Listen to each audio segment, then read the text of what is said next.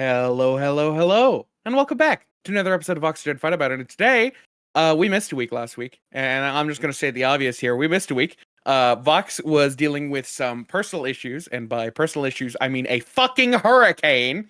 It was personally out to get Vox. Wow, you just took that headline. I suffered through a Yep. hurricane for 4 fucking days so that you could take the fucking headline from me. Are you serious? Wait, what the hell? I get that bears explanation. You could have tossed it. I was like, I could have.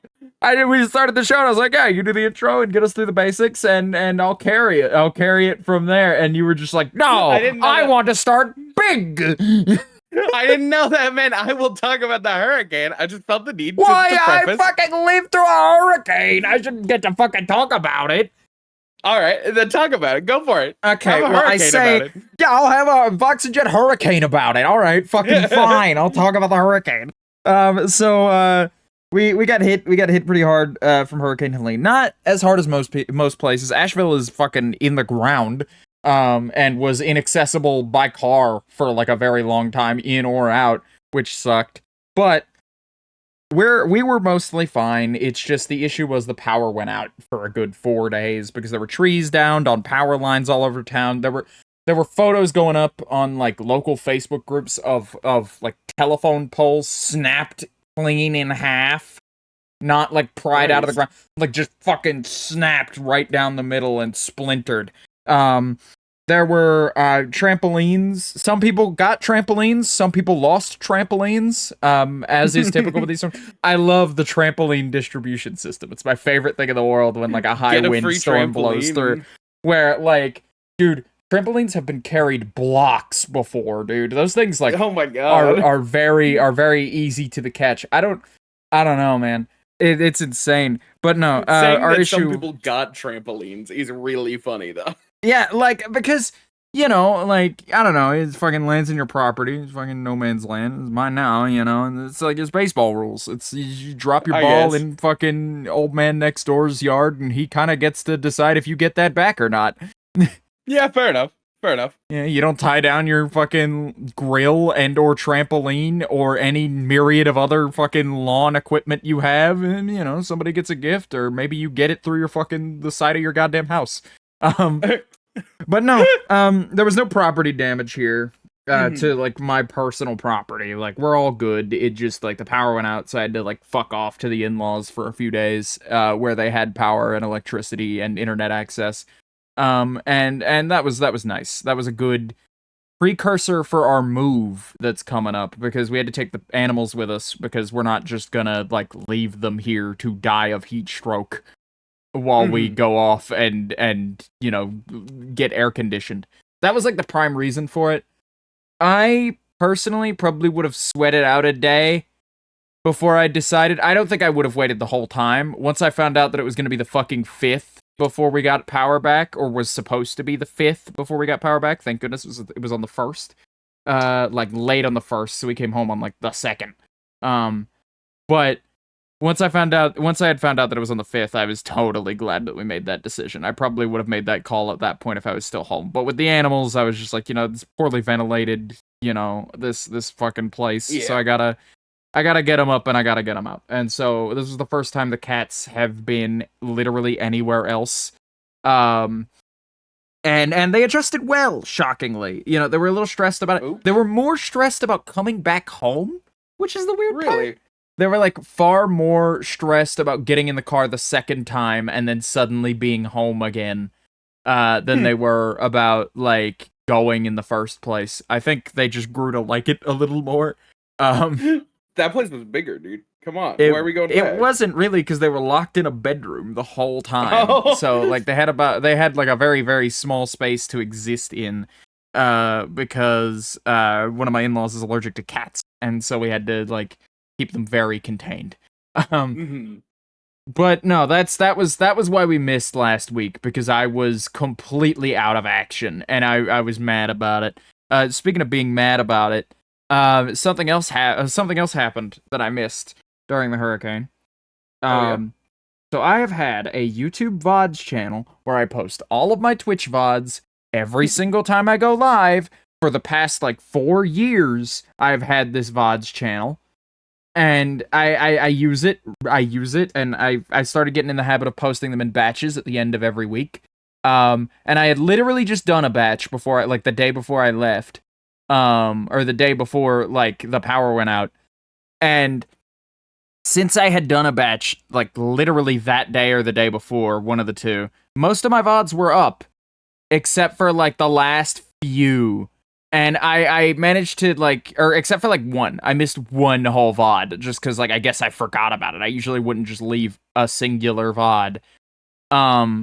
But I come back on the 1st, and I don't worry about it because it's just not on my mind. What's on my mind is making sure that we settle back in at home and make sure that I'm able to get back to making all the content that I make.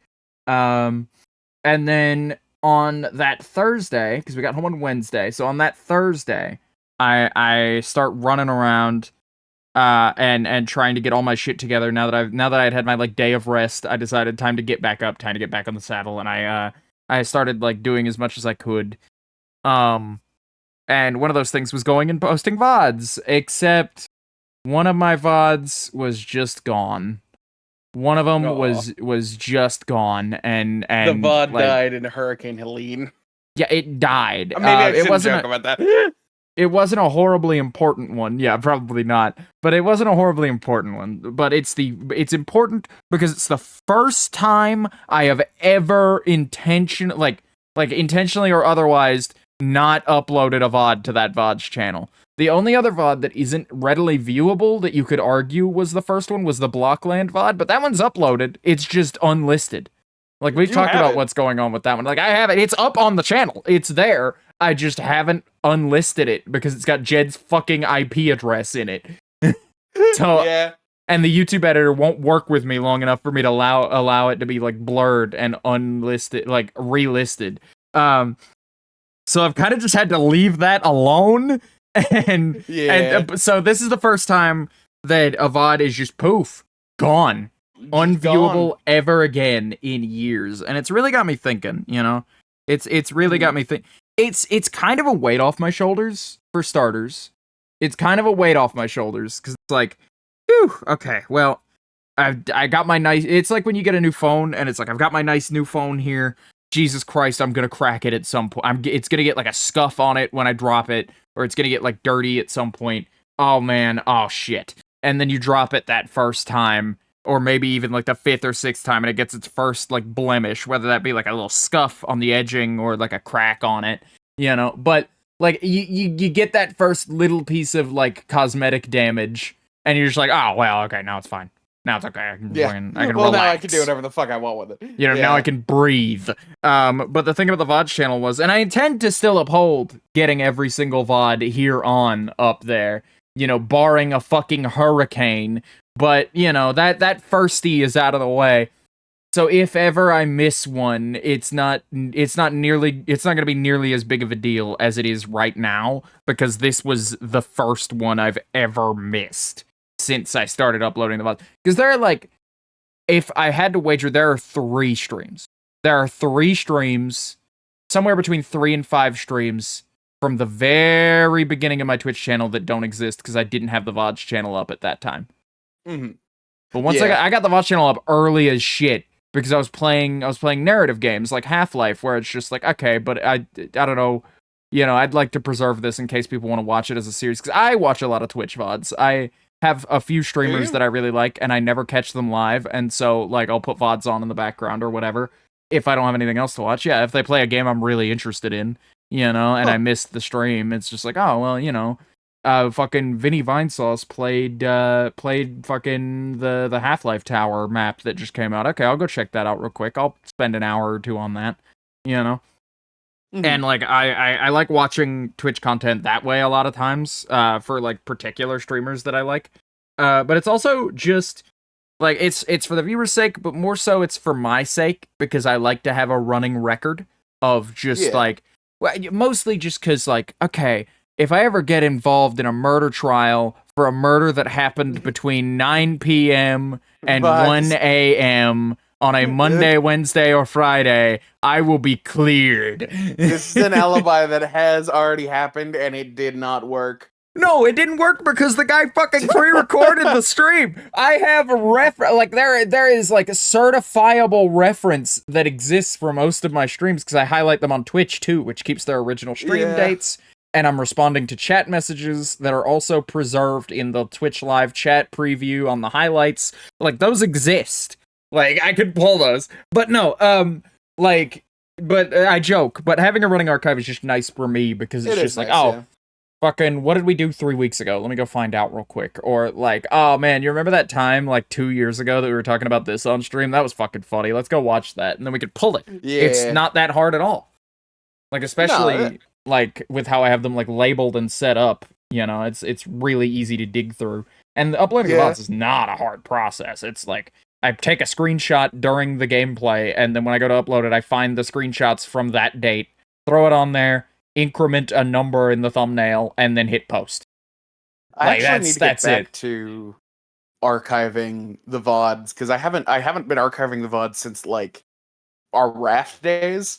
Because I was like, oh, that's not that big of a deal. My VODs will stay up so long as I don't get affiliate. But I recently figured out that I'm probably going to be getting affiliate very, very, very soon. So yes, you should probably get those. I gotta do that. Because Twitch changed their rules. That's news. We can talk news a little bit. Yeah. Twitch changed their rules to where now affiliates raids are counted for your affiliate progress numbers. So like that average 3 viewers that a lot of early streamers have a lot of trouble with. Not a problem anymore. Not a problem anymore. It's fine. It's okay. But and that's great. That's fucking fantastic. I love that. But now that means it's a lot easier to get affiliate and it eliminates a lot of that grind. It still counts for partner though. It still doesn't count for partner. Like you still have to get your partner numbers yourself, which is, you know, no benefit to me, I guess. But either way, that's Twitch. But to the newbies, it's nice. Yeah, to the small fucking 2 viewer Andies, it helps. 2 viewer Andies. Let's talk about why your fucking mic sounds like shit right now. Does it sound like ass? It doesn't sound like ass. Your room is just empty, so I could just hear a little bit of like hinge of echo in the background. You want to talk about your day and because it's never a fucking dull moment on recording day for some reason. Never a dull moment on recording day, I guess. So I was told. I just realized though before we get into this, I had just realized before recording when you were telling me all this, and giving me the whole fucking play-by-play in like 8 messages that totally could have been 1 or 2. Thanks. Hope. I'm gonna fucking turn your post notification. Not stream notifications. Fuck. I'm thinking about Twitch still. I'm gonna turn your fucking Discord notifs off. I'm just gonna stop getting them so I don't get 50 butt-ups because you don't want to type. You want to fucking talk into your phone and hit send. Not even read the messages I'm putting back to you. Don't fucking text and drive. Don't fucking text and drive then. But anyway, you were telling me this. And driving. You were telling me this. You were telling me this. And when you were telling me this, I was just like, God damn it, we can't open by talking about that. As much as I want to give the rundown for the audience, just so they know, like, what fucking horrid situation you're recording in, this would be literally like the 4th or 5th podcast episode we opened by describing how our days went. So let's maybe open with something different. And so we did. We're fucking 10 minutes deep into the show now. We're good. Go ahead. Talk about your day. So I was told, I've been in my, there's been some stuff happening. And either way, I was using a desk that was not mine. And I was told that desk would be taken on Sunday. And we're recording on Saturday. I was told that desk would be taken on Sunday. I instead get a call at 11 a.m. waking me up saying, yeah, so we're moving the desk today. So you need to get that out. Like, you need to get all of your stuff off the desk and, like, get it, like, figured out and be up now. And so I was like, okay. And I did it, and I moved the desk out. And then it's all on the floor. And that desk had a power strip attached to it. So I also don't have a power strip, and I needed to get a power strip. So then I'm like, okay, that's all right. I'll leave these on my floor for now. I'll set up a Walmart order because I can only get the power strip through the Walmart order I can't just walk in and get it. And yeah, it'll be no problem, and then I'll be able to sit with this folding table for the time being, and it'll be fine. And then I go, I go back to bed. I take like a quick nap, and then I wake up, get the Walmart order that I thought was there. I give them a call, and they say, we don't have an order for that name. I'm like, what? They're like, oh, we don't have one. And then I try like 3 different names, and they're like, nope. This is why if I'm like for fast food, I'll order like in an app and post it just because like you get rewards that way. This is why if I'm in a store, I will like, even if it's online exclusive, I'll just ask at the front because it's like I don't want to fucking pull up, put my information in, spend money on a product, and then walk into the store and go, clerical error, we don't have that order, and also you don't have your money, and there's nothing we can do about it because you don't have a receipt. Well, Eat shit, motherfucker. Boop, boop, boop. So go home. So I was like, okay, well, I'll give you guys a call back, or I might not. Bye-bye. And they're like, okay, bye. Or I might call my not. mom. Or that's what I said, or I might not, because I wanted to be real. I didn't want them to wait for a call. So I was like, I might not. But yeah. I don't want to leave the lady at the Walmart waiting. Yeah, I wouldn't She's want going to sit by the phone all evening and cry and sob that her poor sweet customer hadn't recontacted her. But I give my mom a call. Anyway. Because she's the one who puts in the order. Because she's the one who has, like, the Walmart stuff going. And we were going to pick up groceries while we were at it, too. I call her, and she's like, yeah, no, there's an order. There should be. Here, let me double check. It's all in my cart. I didn't press buy. I'm so sorry. You and I was like, fuck! Are you telling me you called before you even checked the app, before you even bothered to look at the app? What kind of fucking maniac are you? I don't use the app. I was just told, be there at this time and give them a call. Oh, okay. I thought you had access to see, because you said you looked and it was still in your cart. So no, she had looked and it was still in her cart. Oh, okay, all right. Because you said I looked and it was still in my cart, and I was like, why didn't you just check your phone even like once during this process? Because I was like, I thought you were the type to fucking. I thought you were just now unveiling to me, years into a friendship, that you were the type of fucking sicko to go out of your way, and it's like, I'll just call the company. I'll just call them instead of like just looking at my phone even for 2 seconds. No, the call Boomer thing behavior. Is like, that's like what you do when you get to those like checkout areas for them to give you your stuff in your car. Is like you just call a number, say what parking spot you're in, and they don't have like a way to do that in the app. Is Walmart that fucking busted? Even like McDonald's has like a I'm in parking slot 3, I'm here, hit send, there it goes in the app. Why can you order in the app, don't do that, but not actually pick up in the app? Can you call it mobile pickup then? Is that legal? I have no fucking clue. It's mobile order. I have no clue. It's not mobile pickup though. Order. That is true. I'm not sure they understand the concept of the thing. Anyway, you got the thing. You got the things you ordered. I in fact did not get the things. You didn't get the things as they were not ordered. But then I was like, okay. You ordered them and got the thing, right? Okay. Whatever. Tell your story. Go ahead. I haven't got the thing. I haven't gotten anything yet. But like I go home and I'm like, all right, I'll just record. I'll just plug in my monitor and my computer because I've got 2 wall outlets that are open. I don't have enough to plug in my other monitors and like the other accessories that I have on my desk. So that's whatever. It'll be fine for recording day, and then I'll go to like a Best Buy or something tomorrow when it's like not going to close in 10 minutes. And so I was like, all right, I get home, and then I go to set up this folding desk that I was given temporarily. Folding desk is super goddamn flimsy. Like the flimsiest thing you've ever seen. More than the regular folding desk. To the point where like I don't folding table, my bad. People might be imagining a folding desk just now. Know that we're talking about a folding table. Yeah. But like I was given this folding table, it sucked ass. I did not trust my computer on it. So I was like, that's fine. I'll just work on the floor.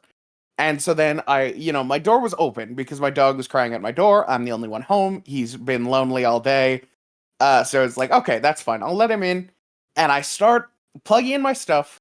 And he walks over to me and he gives me like attention. and then his tail swings, hits my monitor over, it falls, I shit you not, less than 2 feet. Not less than 2 feet, less than like 8 inches. And I was like, okay, that's not that big of a deal. There's no way that it got that damage from that. It did! It's fully fucking busted! Like 100%! I can't believe it. There it is. God, you sent me that. You sent me that. And I said like the meanest thing I've ever said about you to my husband. Because you were shooting me 50 fucking messages, and I was just like, it's an audio show, none of this, why can't you just call me and tell me this? Why the fuck are we having this conversation over text while I'm actively trying to get shit done?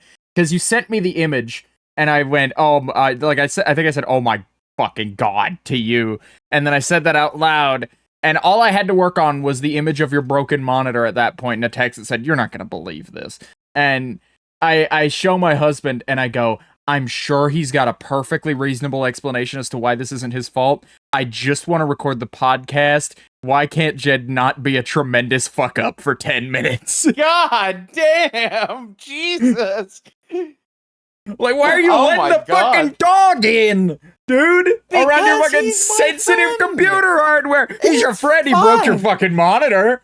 He's your very clumsy friend. He didn't mean to. Yeah, I'm not blaming the dog. I'm just saying that, like, I'm blaming you. Don't let the goddamn dog in while you've got sensitive equipment within reach of the dog. Yeah. So right now I'm recording. Yeah! What? That's fair. That is fair. That's why I didn't want to argue it, so I was just like, all right, yeah. Vox and Jed refuse to fight about it. Anyway, go ahead. Vox and Jed choose to agree as to not cause issues. But, you broke your monitor. Go ahead. I'm currently like laying on the floor practically to get a good sound through my mic, and even then it doesn't sound great. And my monitor is on like a monitor riser on the floor, and it's broken.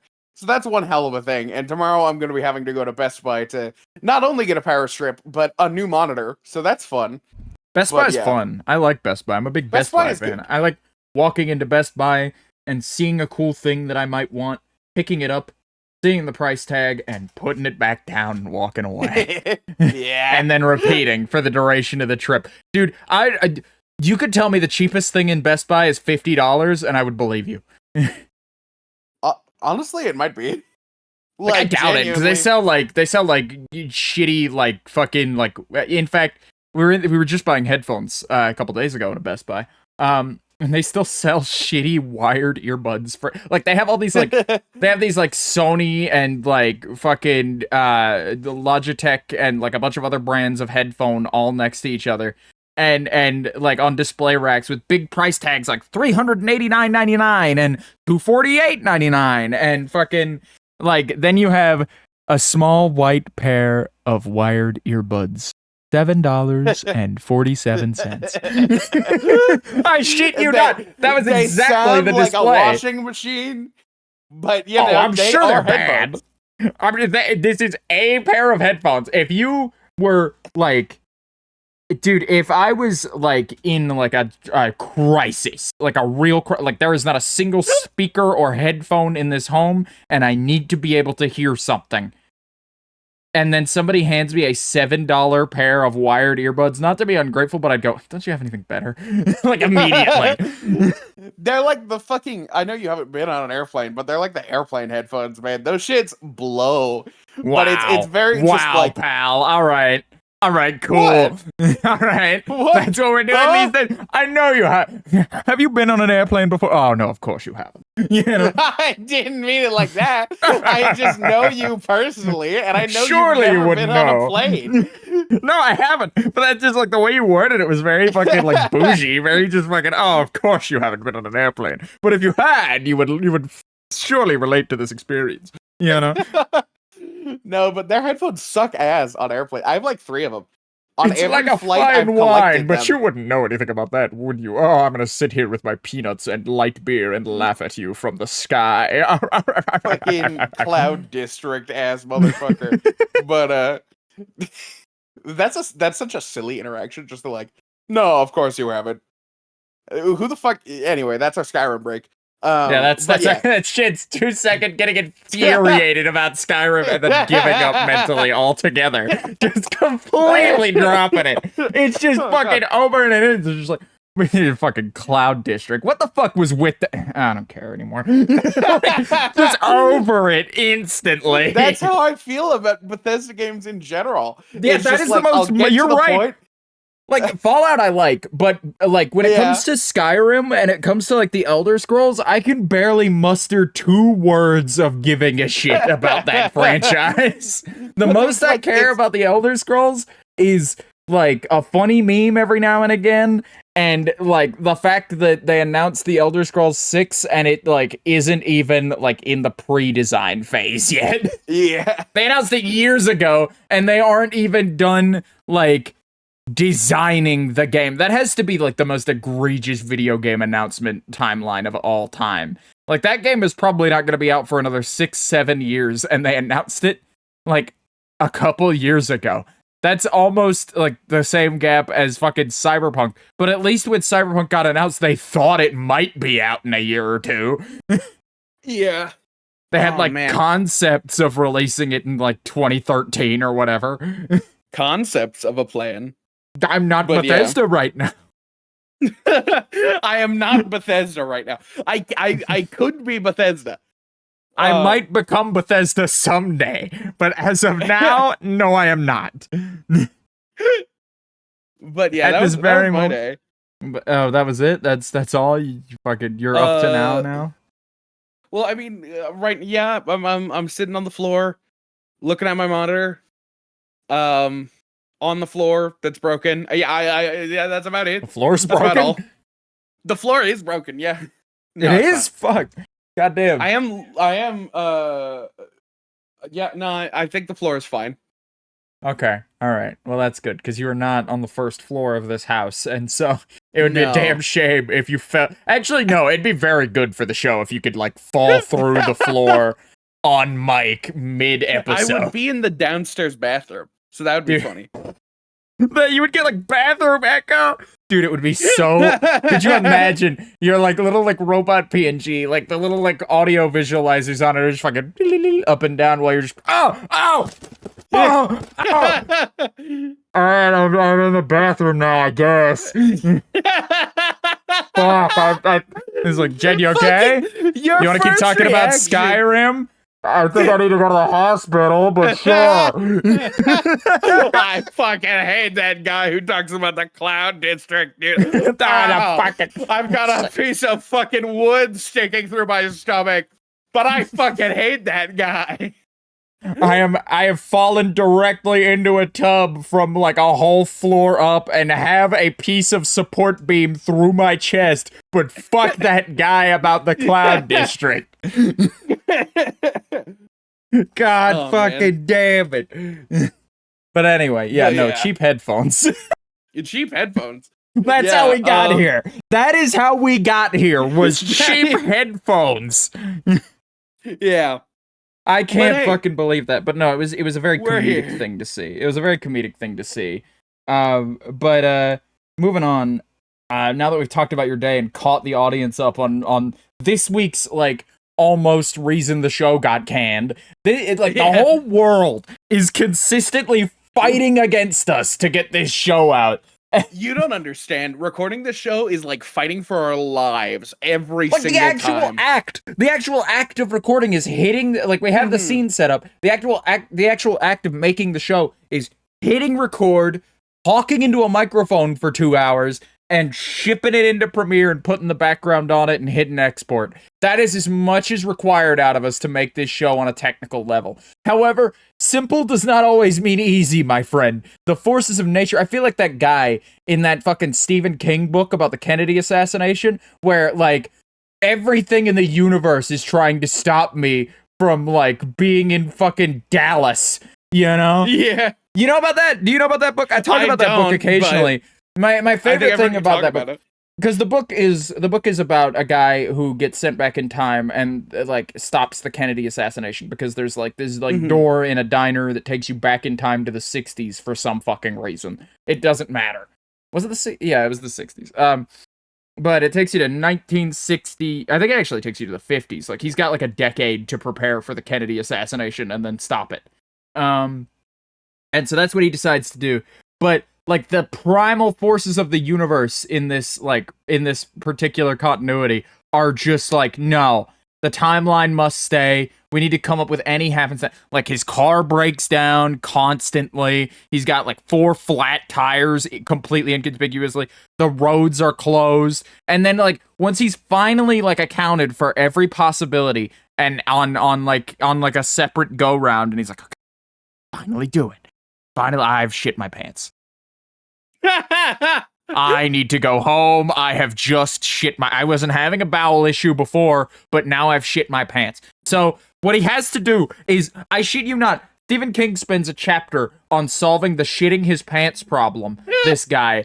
And there's a lot of text given to, I am standing in the diaper aisle at a store, browsing a selection of adult diapers and interacting with a store employee about said adult diaper selection and which ones I should get, so that in the event that I shit myself trying to prevent the Kennedy assassination, which is an insane thing to say, that I won't have to go home and change that moment. As though he can't just do it with shit in his pants.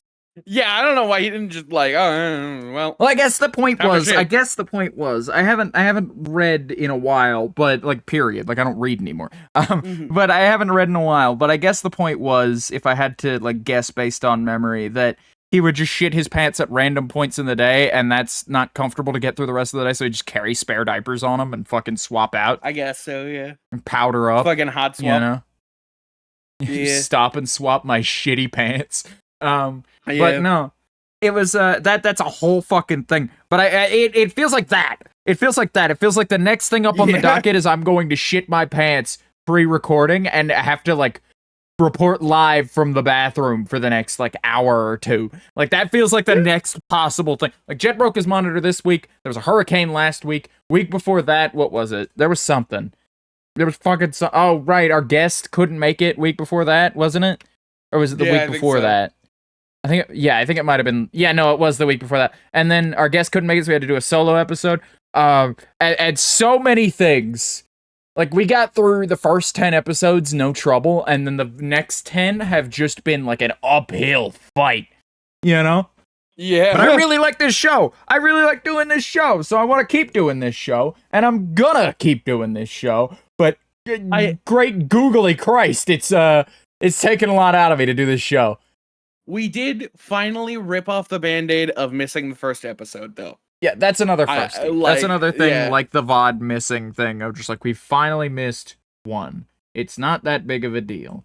In fact, I will allow us to miss one more throughout the next, like, up until, like, we've done a year of these. So that 1 year and 50 episodes line up perfectly. Because you had that idea a while back of, like, what if we just took, like, a 2-week vacation at some point from doing the show and then came back? Mm-hmm. That way, 50 episodes, that big milestone, and a year of the show line up on the same week. And it's like, yeah, that would be great. But what if we accidentally miss one and, like, then 49 or 48 gets to be the one that's, like, a year? So we have a 1 episode missing allowance now. We are allowed to miss 1. But, yeah. Otherwise, I thought about doing a solo episode, and then Krim, like, I was going to do a solo episode with just me and Krim, and then Krim couldn't make it. Krim needed an excuse to not make it, so I was like, all right, whatever, that's fine. And I kind of had this moment where I was like, I could just do a solo episode and make it the worst episode that we've had.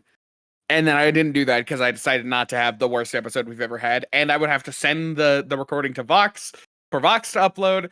Because I don't upload these things. That's all Vox. And it wouldn't... Well, I could have uploaded it from mobile. To be fair, I could have uploaded it from mobile. Yeah, like, it's just a YouTube upload and a fucking Spotify upload. It's not that hard. I could do it from mobile. But it would have been trash to have to do it that way. And the episode would have been... We would have been intentionally putting out a bad product, is the thing about that.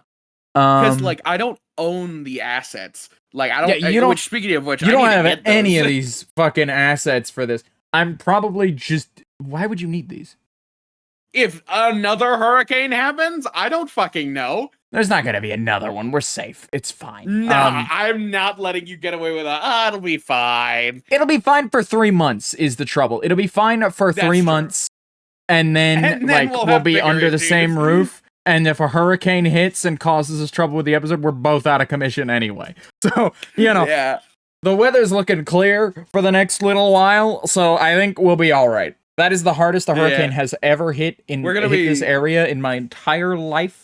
And I doubt that we'll get anything that bad ever again. We're gonna be in the time that I'm living here, sitting in my truck recording the podcast during a hurricane.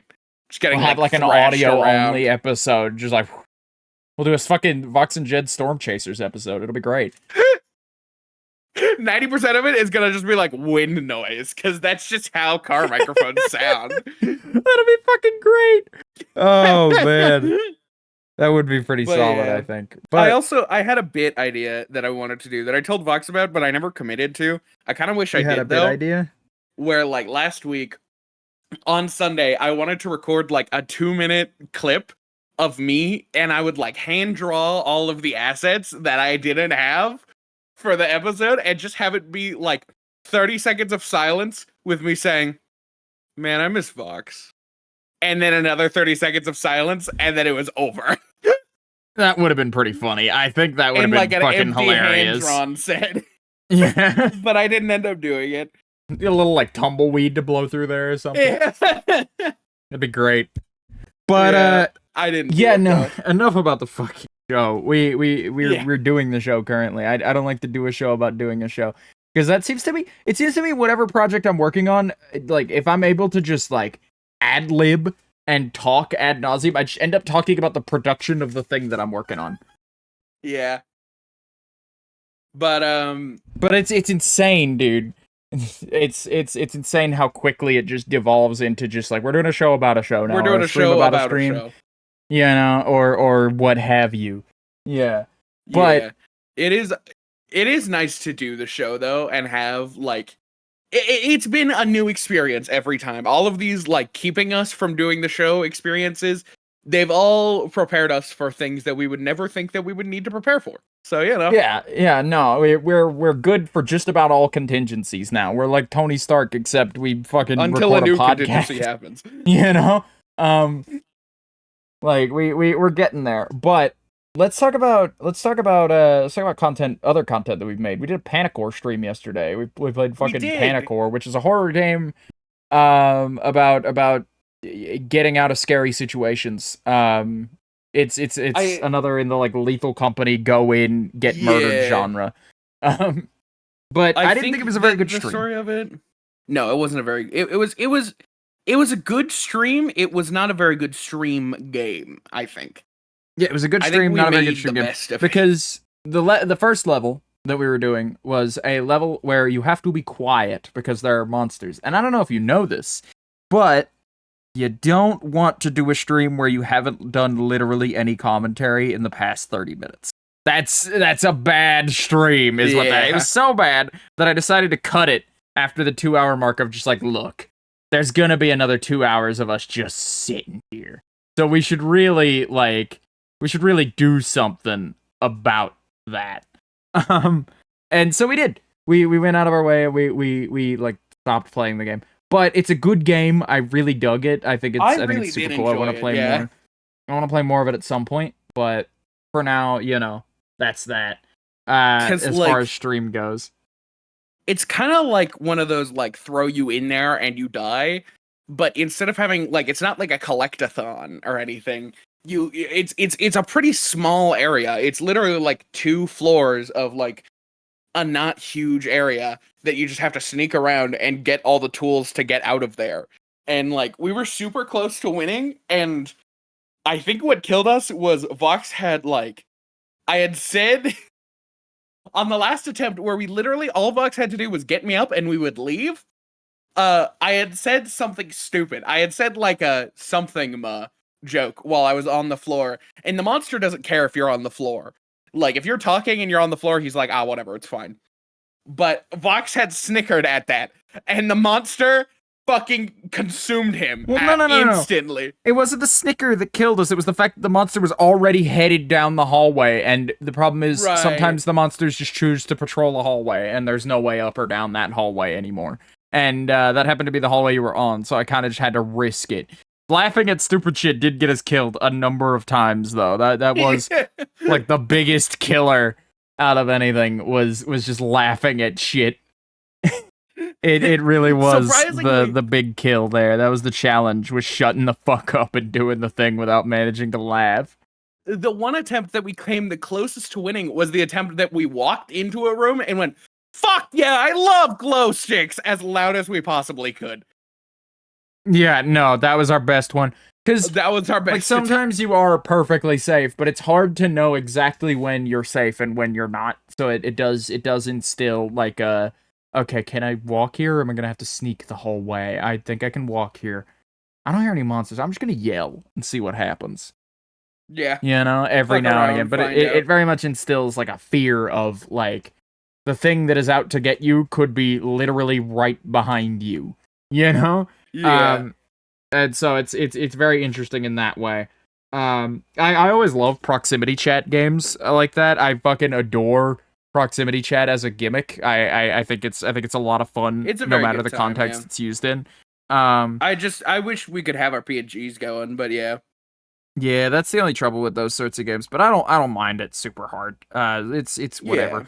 Yeah. But you know, that's that, I guess. Fucking that's Panic I'm sorry, we're not on our segue shit today. We're not on our segue shit today. Not. I never know when Jed is done talking about the thing we're talking about, because he very rarely has things to say on certain subjects this late in, but sometimes he does, and I it's like, okay, well, all right, well, speaking of that, and then Jed will go, well, I think it's kind of, and it's like, okay, well, I guess we're still talking about it. There goes my one shot of the segue, you know? I'm sorry, I murder segues. That's my job here. You fucking do. It's horrid, dude. You're hate so hard to work with. I refuse to work with segues.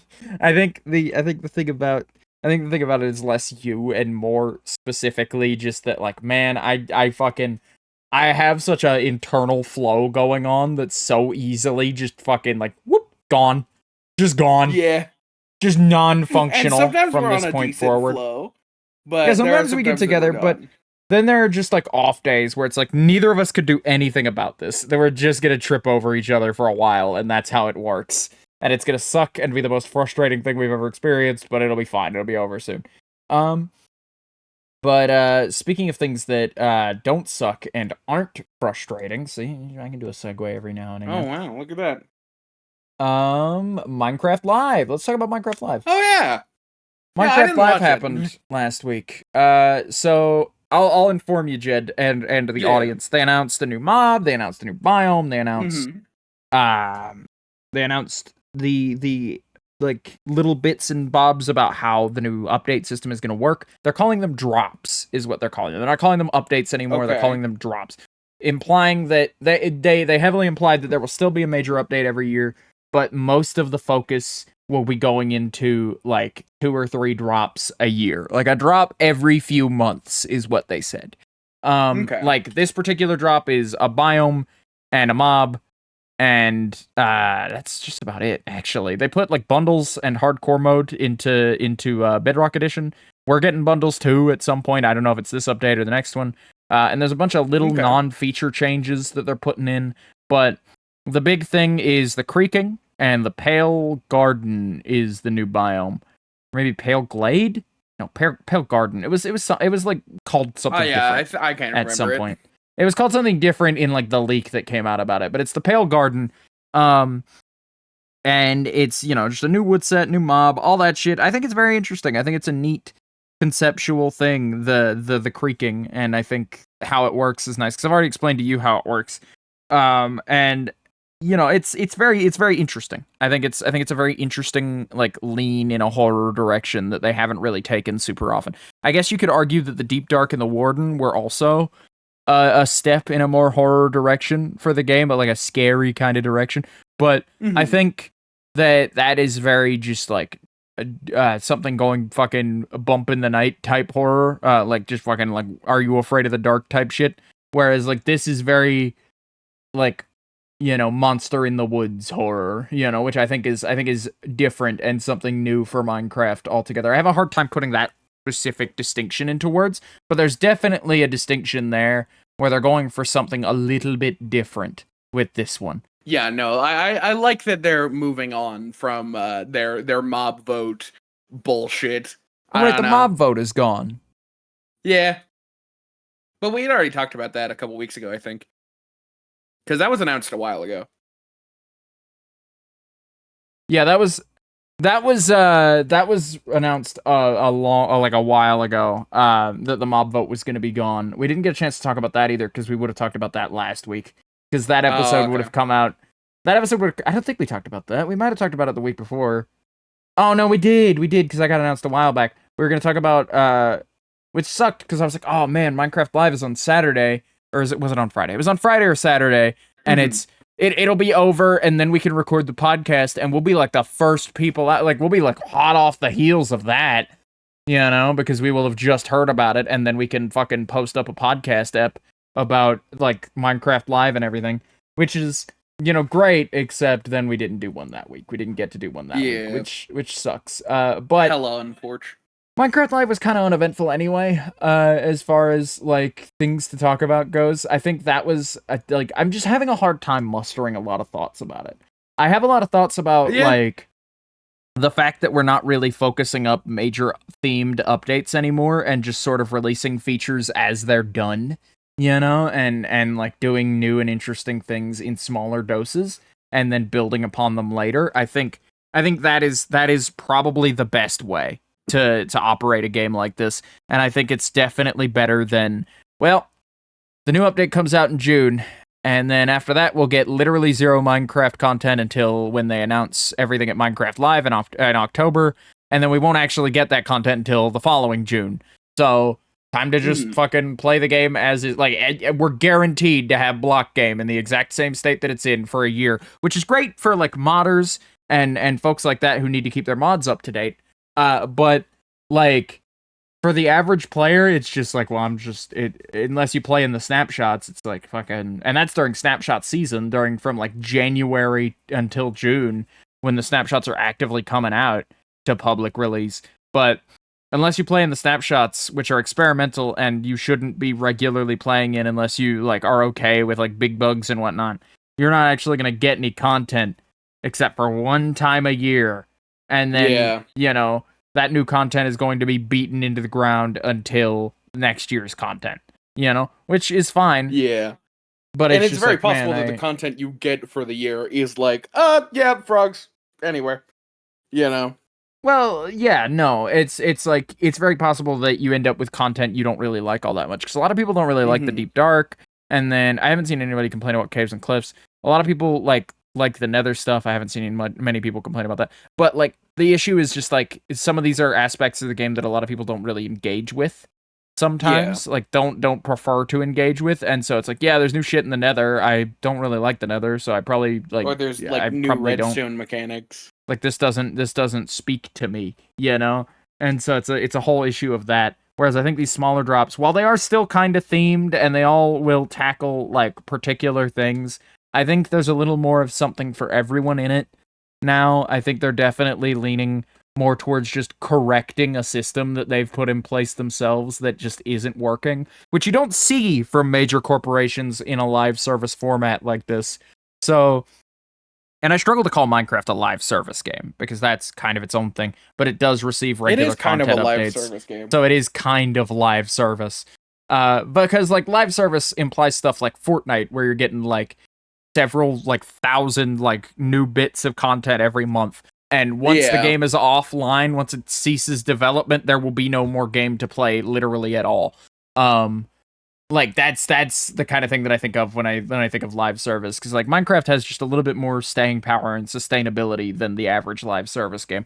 But it's not often that you see a company listen and go like, okay, well, this isn't working, we need to go back to the drawing board and figure out, we're releasing very successful updates that millions and millions of people like, but there is a very vocal minority informing us that this doesn't work and that we're driving them away a little bit or boring them. And so we need to alter. You know, and I think it did become a majority over time, but I think to start with, it was a lot of it was just a lot of like, okay, well, here are some real diehard players who think this, and like it's still a valid argument and a valid criticism of our development style. Maybe we should alter that.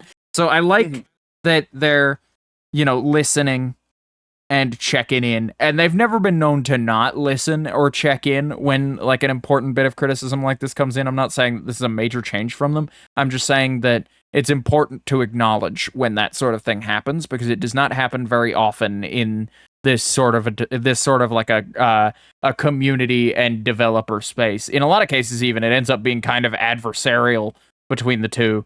Where like, fucking the community wants one thing and the devs want another, and the devs have like full tyrannical say, so fuck it, I guess. Whereas, so we're fucked. Yeah, Mojang seems to have the player's best interest at heart and really just want this game to continue being successful, and want people to continue enjoying the game regardless of its success and regardless of, what updates come out for it. And so I'm really happy about that. I'm really happy with where that's at. Yeah. I'm happy where it's at currently. I've seen a few people say things like, "Oh yeah, this is what the game would be like if Notch was still involved. If the game would be dead." To be honest, if Notch was still the like main person running what's going on in Minecraft, it wouldn't have an update for the past 10 years. Yeah, no, I don't really see that. Yeah, I don't really see that happening. I'm glad that Minecraft is in the semi-capable hands of a larger company, and then Microsoft owns that, which I'm less happy about. But that's beside the point. I don't really dig Microsoft, I think Microsoft is doing a better than average company, I would say. I think they're doing all right with it, but a lot of the times the biggest issues people have, like the chat reporting system, or the being able to like completely be banned from multiplayer servers, or the like push for Minecraft's community to be more and almost completely child friendly, is pretty much all that blame falls on Microsoft's shoulders when it comes to action taken about it. But otherwise, we have it better than a lot of other communities online do when it comes to our updates. Absolutely, yeah. But some people seem to think we have it worse. And you know who those people are? Majority people who don't even fucking play the game. I saw a tweet that like confirmed, because like every year in, year out, an update for Minecraft comes out, right? The instant knee-jerk reaction from the community is awesome. New content. Look at all this shit. Look at the new mob they added. Look at the new wood type they added. Look at this. Look at that. And then a couple days later, the comments of like lazy Mojang will start pouring in from people who have heard about the update second or third hand, who haven't really played the game outside of like a 2-week phase 2 years ago is the most recent time they've touched it. And they'll go, Minecraft's so fucking dead. The developers don't add anything but like a wood type and a mob every now and again. This shit fucking blows. I wish they were not lazy and could do shit like fucking Fortnite does, where they release 40 billion, because Fortnite's the latest in the long list of Minecraft as being compared to a completely different game things. But I saw a tweet similar to that effect that was talking about that, who was like, I don't even play Minecraft and never have, and then proceeded to give a take about it. And it's like, you don't get a take. Frankly, you don't get to have one, buddy. Like, you can have a take about it. You can have your opinion, sure, but I don't feel like that opinion has anything to validate it, considering this is not a video game that you play. You don't enjoy this video game. So, of course, the content in the update does not appeal to you, but also, you're not who the devs are catering to. And it's like, dude, I don't care what you think about the new content. I don't care what you think about Mojang as a studio. You are just here to bitch. You are not here to enjoy the game. Even if they were releasing good stuff, if they were releasing like shit that you could deem the best content ever released in a video game, you probably would never say anything about it, simply because this is not a game you play. You just want to jump on the bandwagon of, oh, hey, I fucking hate this. I hate how lazy developers have become in recent times. And it's like, that's a valid criticism of most AAA developers, is that like games are getting lazier and more formulaic. But like, it doesn't need to be directed at Minecraft, a game that I personally paid $27 for one time over a decade ago and am still getting new content for. Yeah, I don't think I can't remember the last time I bought Minecraft. I think it was for like the Xbox One. I mean, Yeah. I've bought a few different console editions over the years, just like with mainstay consoles that I have, because I like to be able to play Minecraft pretty much on any system I have. But you know, since fully cementing myself and pretty much ditching consoles altogether in favor of a solo PC lifestyle, that is the best $27 I have ever spent. Was a $27 fucking bank deposit from my grandma, like when I was like 9, to play Minecraft, dude. And it's still paying off to this day, and it'll probably still be paying off a decade from now. Because that's just how Minecraft is. Because at their 15th, they explicitly went out of their way to say, yeah, and we hope we're still releasing content 15 more years from now. We got nothing to stop us from doing that. We've got a great team of people. We're adding new people every once in a while, and like there's new blood in the office every now and again. So even when we're far gone and retired from this game, it will still be getting a bunch of content. And I love that. I absolutely love that. You know, and I just like, I don't know, this game is a lifelong commitment that I didn't know I was getting into, but I'm more than happy to have. Yeah. Well, that's where we're at. You'd be a Minecraft Twitch streamer when you were a wee little lad. Oh, I probably could have guessed, honestly. I was I've been making Minecraft content for fun for a very long time. You know, and that's something that I wanted to talk about too, was just content creation in general. I wanted to talk about content creation. I wanted to talk about, like, recently I've been taking a push, and I had a lot of time to think about it while I was away and really like deeply think about what I wanted and how I wanted it, you know, and how to achieve those goals and what goals I want to hit. And I've realized I'm a very optics focused person, shockingly. Where it's just like, it's not so much what will other people think when I say or do this, as much as just like, if I were a passerby watching me do whatever the hell it is I'm thinking of doing or saying, how would I feel about it?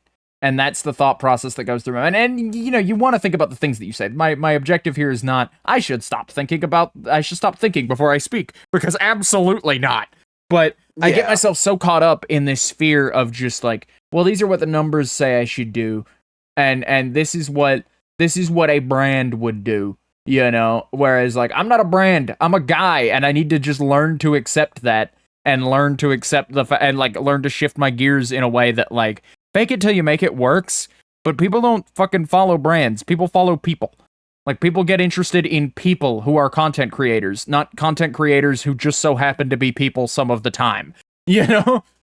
Yeah. I get so wrapped in this thing of just like, this is what I want to be, so this is what I have to be. And this is what the people on top are doing, so this is what I have to be doing. That I get so lost in it that I forget that having my own personal touch is what will get me there. And it is what has led to every, like, minor success or every major success, regardless of how few and far between they may be in this sort of content space.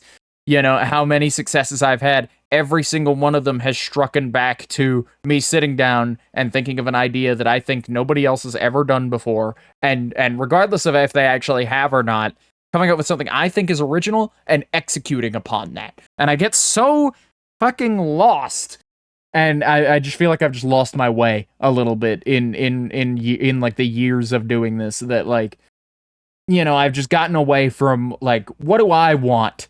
What would I do? Not what would I do if I were a major content creator? No, what would I do? You know? Yeah. And so I'm making those adjustments, and I'm working on implementing as many of those adjustments. And it's a very convenient timing to have sort of a heart-to-heart with myself over the course of like a 4-day like impromptu sabbatical, because like taking that time and really thinking has just set a fire under me and made me want to just work that much harder, but instead of on trying to look professional and trying to make sure things are the best that I can, and commissioning artists because I wouldn't be able to draw it as well as or wouldn't be able to make the assets I need as well as I want. Making my own goddamn assets for once. Sitting aside the time and just making the stuff myself. And then on top of that, going out of my way after I've made all my assets to like be myself, you know, and put more of my own personal touch into every aspect of the things that I do. And I feel like that's an important thing to carry through, because it's a folly that I've definitely noticed in other people, but I've just been too unself-aware in, like, because everybody has their blind spots. I consider myself a fairly self-aware guy, but, you know, everybody's gonna miss something about themselves in their flaws at some point, or no one would ever be flawed ever, you know? Yeah. But it's a folly I see in a lot of people, and I want to deliver that to the audience and encourage that it's very freeing, and it is quite literally the best way to go about things, is going about it your way. Will always be the best way. You know, just deciding how you want to do it and doing it. Not doing it how everybody else is doing it, but doing it your way. And that's not to say you can't look up tips or look up best practices. That's fine. And in fact, being informed will better help you decide what your way is for a particular thing. But whatever you do, give it your all, and give it your all specifically. And that's just the realization that I've come to as of late, and that's just something that I wanted to put out there in the world and talk about, because this is fucking half of the show is fucking mine, and I'll bitch about anything I want, but on the other token, I will talk about my personal successes and personal growth if I damn well please. Anyway. However, if you're here for the Jed side of things, if you're watching this podcast because you like me, do what I recommend, which is take everything, your streaming assets, everything, copy it directly from your best friend. It works fantastically. I haven't any we have two sides of a coin here, of just like, do it your own way, and if you can't do it your own way, leech. If you can't do it your own way, fucking like just straight up copy someone's OBS setup. Just have them export it from their OBS so you can, quote, take a look at it and get some inspiration, and then slap that shit down, change the names, and call it done. No, you didn't. No. In fact, you discouraged me from, like, letting you, because you're like, I don't want to use all of your assets. Let me fucking figure something out real quick. Also? Yeah, I like mine is like a rough estimation of your assets with my own flair. But I'm starting to lose my voice, just a fair warning. But yeah, I can hear it. I can hear it. No worries. I don't know what happened. My throat is just like, you will cough now. And it's been like that for like a couple minutes. But either way. Yeah, leech off of your best friend. That's my recommendation for you guys. But yeah. Anything else you want to talk about content? Do you have any particular ideas that you're going to put into motion with your streams or anything? Not really. I've just been watching a lot of things. Well, I've got some ideas. It's not, well, because when you say ideas, my mind jumps to immediately, do I have any new projects or new fascinating things that I want to work on? And I do have a couple, but nothing that's like at the phase where I'm ready to talk about it. I'm working on another YouTube video again. And we'll talk more about that in a minute, because that's about a topic that I want to talk about on the show anyway. But I'm working on another YouTube video again, but in terms of just like principles that I'm starting to incorporate into my content, is just more just like just trying to keep the energy up. I have such an issue with that, where like around like, and it's an issue I've faced for years for different reasons, but I don't know. I've been on such like a fucking pendulum of moods recently, where like, you know, I can get myself up once. Like, when there's a clean slate to start on, like, say, if I'm having a bad day up until I hit start streaming, all of that doesn't matter mentally anymore. I've very well trained myself to just drop all of my personal shit at the door and be high energy and be happy for stream, because I don't want to ruin a perfectly good stream. I like streaming, and I don't want it to become a thing that I have to do, you know? It's my escape, and the minute I hit that button to escape, I put it all behind me for a little while. And that is what I mean when I'm like, you know, clean slate. I start at a high, but the issue is the ball starts rolling, and the more inconveniences that stand in my way recently, the more steep that curve becomes that the ball is rolling onto, and so like I sink quick is the issue when I'm having like a particularly rough go of it. So I need to just get better at that. I've implemented like a quote of the day, or not a quote of the day. I keep thinking, because QOTD, I'm thinking quote of the day, not like question. I've implemented a question of the day thing, like a command, and then it's also in my stream notification of just like, you know, I'm gonna start doing every stream. I'm gonna write a little like interaction bait question, basically, to get people to come in and hang out and talk with me about it. updated my Twitch bio because apparently people look at that.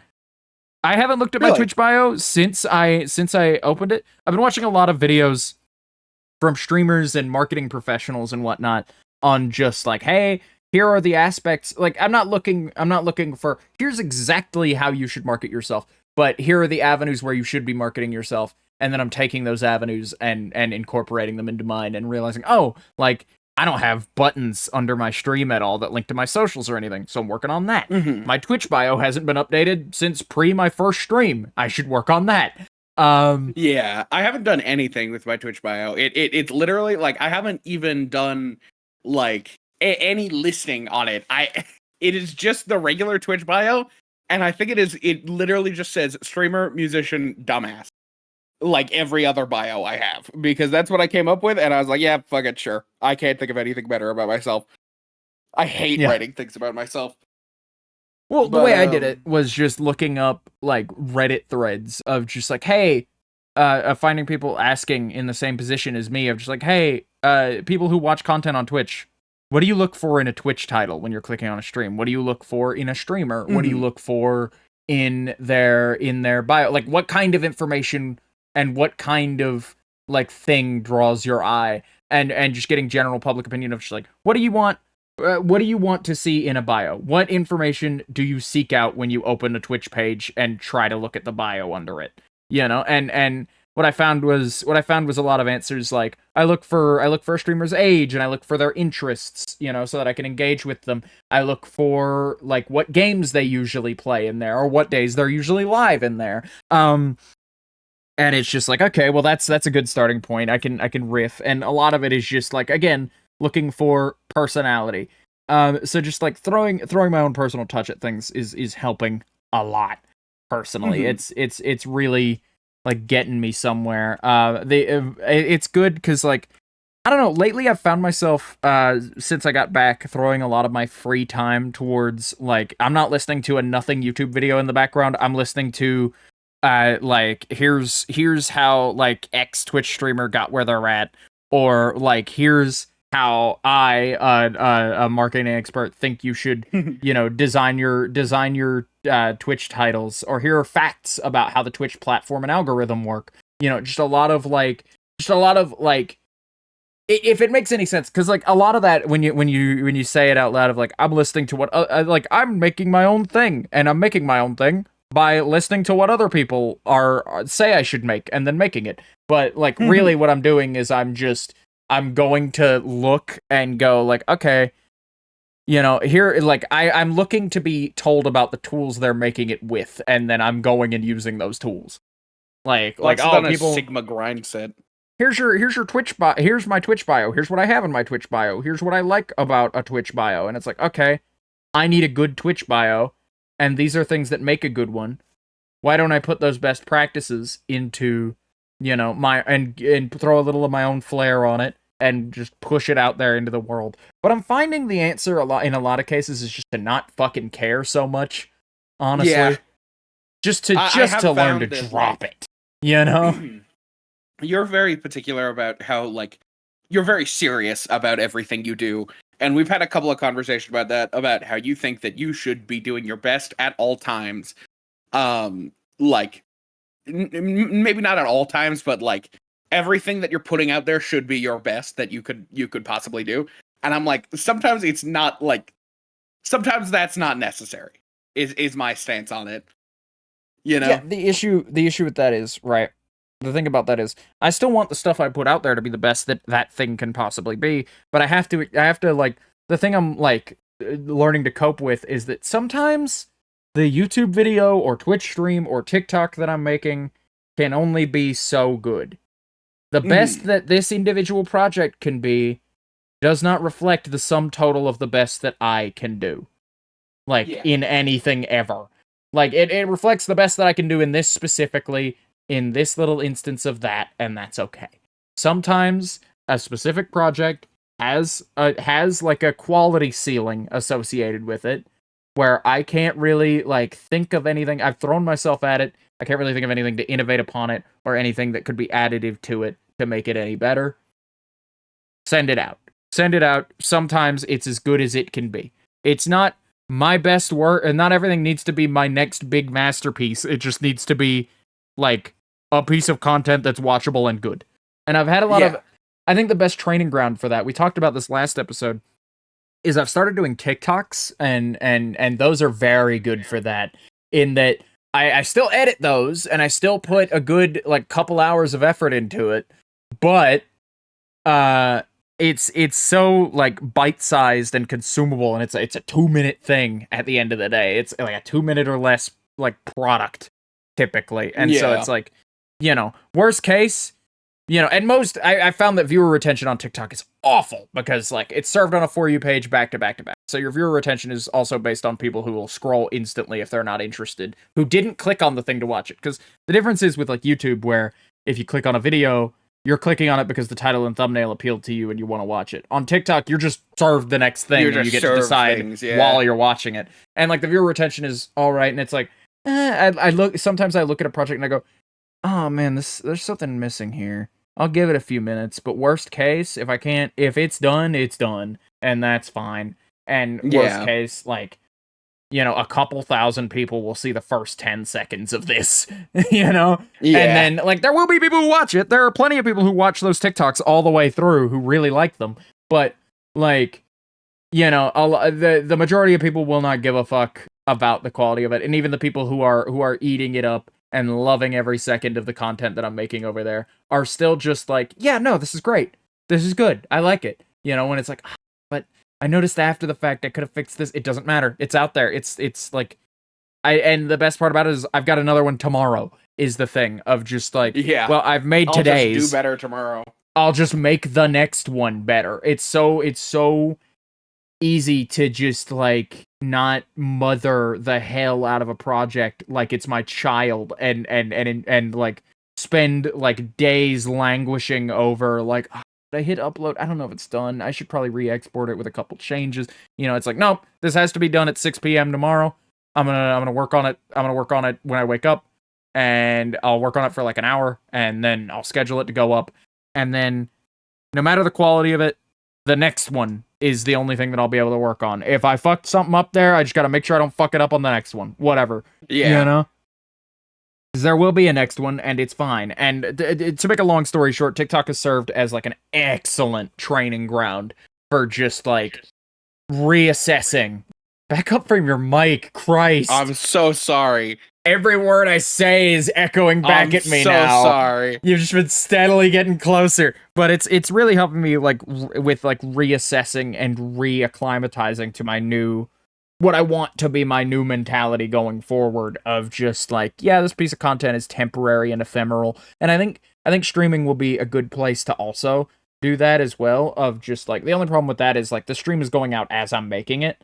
So, like, that's going to require just slightly more work, but at the end of the day, the stream ends and that piece of content is done. Like, when I hit stop streaming, that piece of content is over, and I need to learn to not think about it beyond, like, what's the stream summary look like? Okay, I'll do better on the next one. Like, I need to be like future focused, not like so stuck in the present of what I'm doing. Like, I need to be in the moment. Like, that's important for streaming. I need to be in the moment, but I don't need to languish in the moment. You gotta be like JD Vance, avoiding the problems that still blight you today, and saying, I'm thinking about the future instead. I'm focused on the future right now. What an insane thing, by the way. We can talk about that. We can talk about the vice presidential debate. I didn't actually watch it. You watched it. I've just been seeing clips of it. Again, it was out of my home, so I didn't really have a chance to watch it. But, like, I think that's a really good clip. Somebody described it very well on my TikTok, and I'm sorry, I'm gonna, like, steal this bit wholesale, because I don't know if you saw this video, but I don't remember who posted it, so I can't credit. But the bit was practically just like, dude, saying that you're focused on the future. Sorry, I'm trying not to laugh. Saying that you're focused on the future makes no fucking sense in this case. That's like my wife coming home and going like, where are the kids? You were supposed to pick them up an hour ago. And then I respond with, well, I'm focused on the future. Where are the kids right now? How can we solve where the kids are at in a couple minutes? Not who didn't pick them up an hour ago. You know? Yeah. But no, yeah, it's just like, I don't know. So Sometimes fucking insane. Sometimes I just need to learn to, like, forget the kids at daycare, is my point. Sure, yeah. We'll take that. That's your advice for today. Forget your kids. Leave them Always behind. be yourself. Go gambling. Even if that means abandoning your children. Yeah. But no, in the metaphorical sense, I need to learn to just like ditch a project once it's done. In the metaphorical sense, I need to abandon my children. Yeah, in sort of like a large form metaphor that few will understand, I need to go to the casino to get away from my goddamn kids. And not buy a babysitter for them. Instead, letting the 7-year-old buy take a care of the babysitter? 3-year-old. Yeah, you buy babysitters. You can't buy people, Jed. They made that illegal. They had a whole war about it. They were like, well, babysitters aren't people.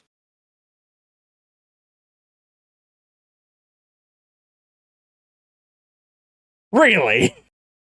Yeah. They're not people. Yeah. Babysitters aren't people. I'm leaving that stunned silence in because that was so funny. I genuinely did not know where to go from there. You just like stopped me by checking. Oh, well, they're not fucking people, and it's just like, dude, that. We're arguing about slavery right now. What are we talking about?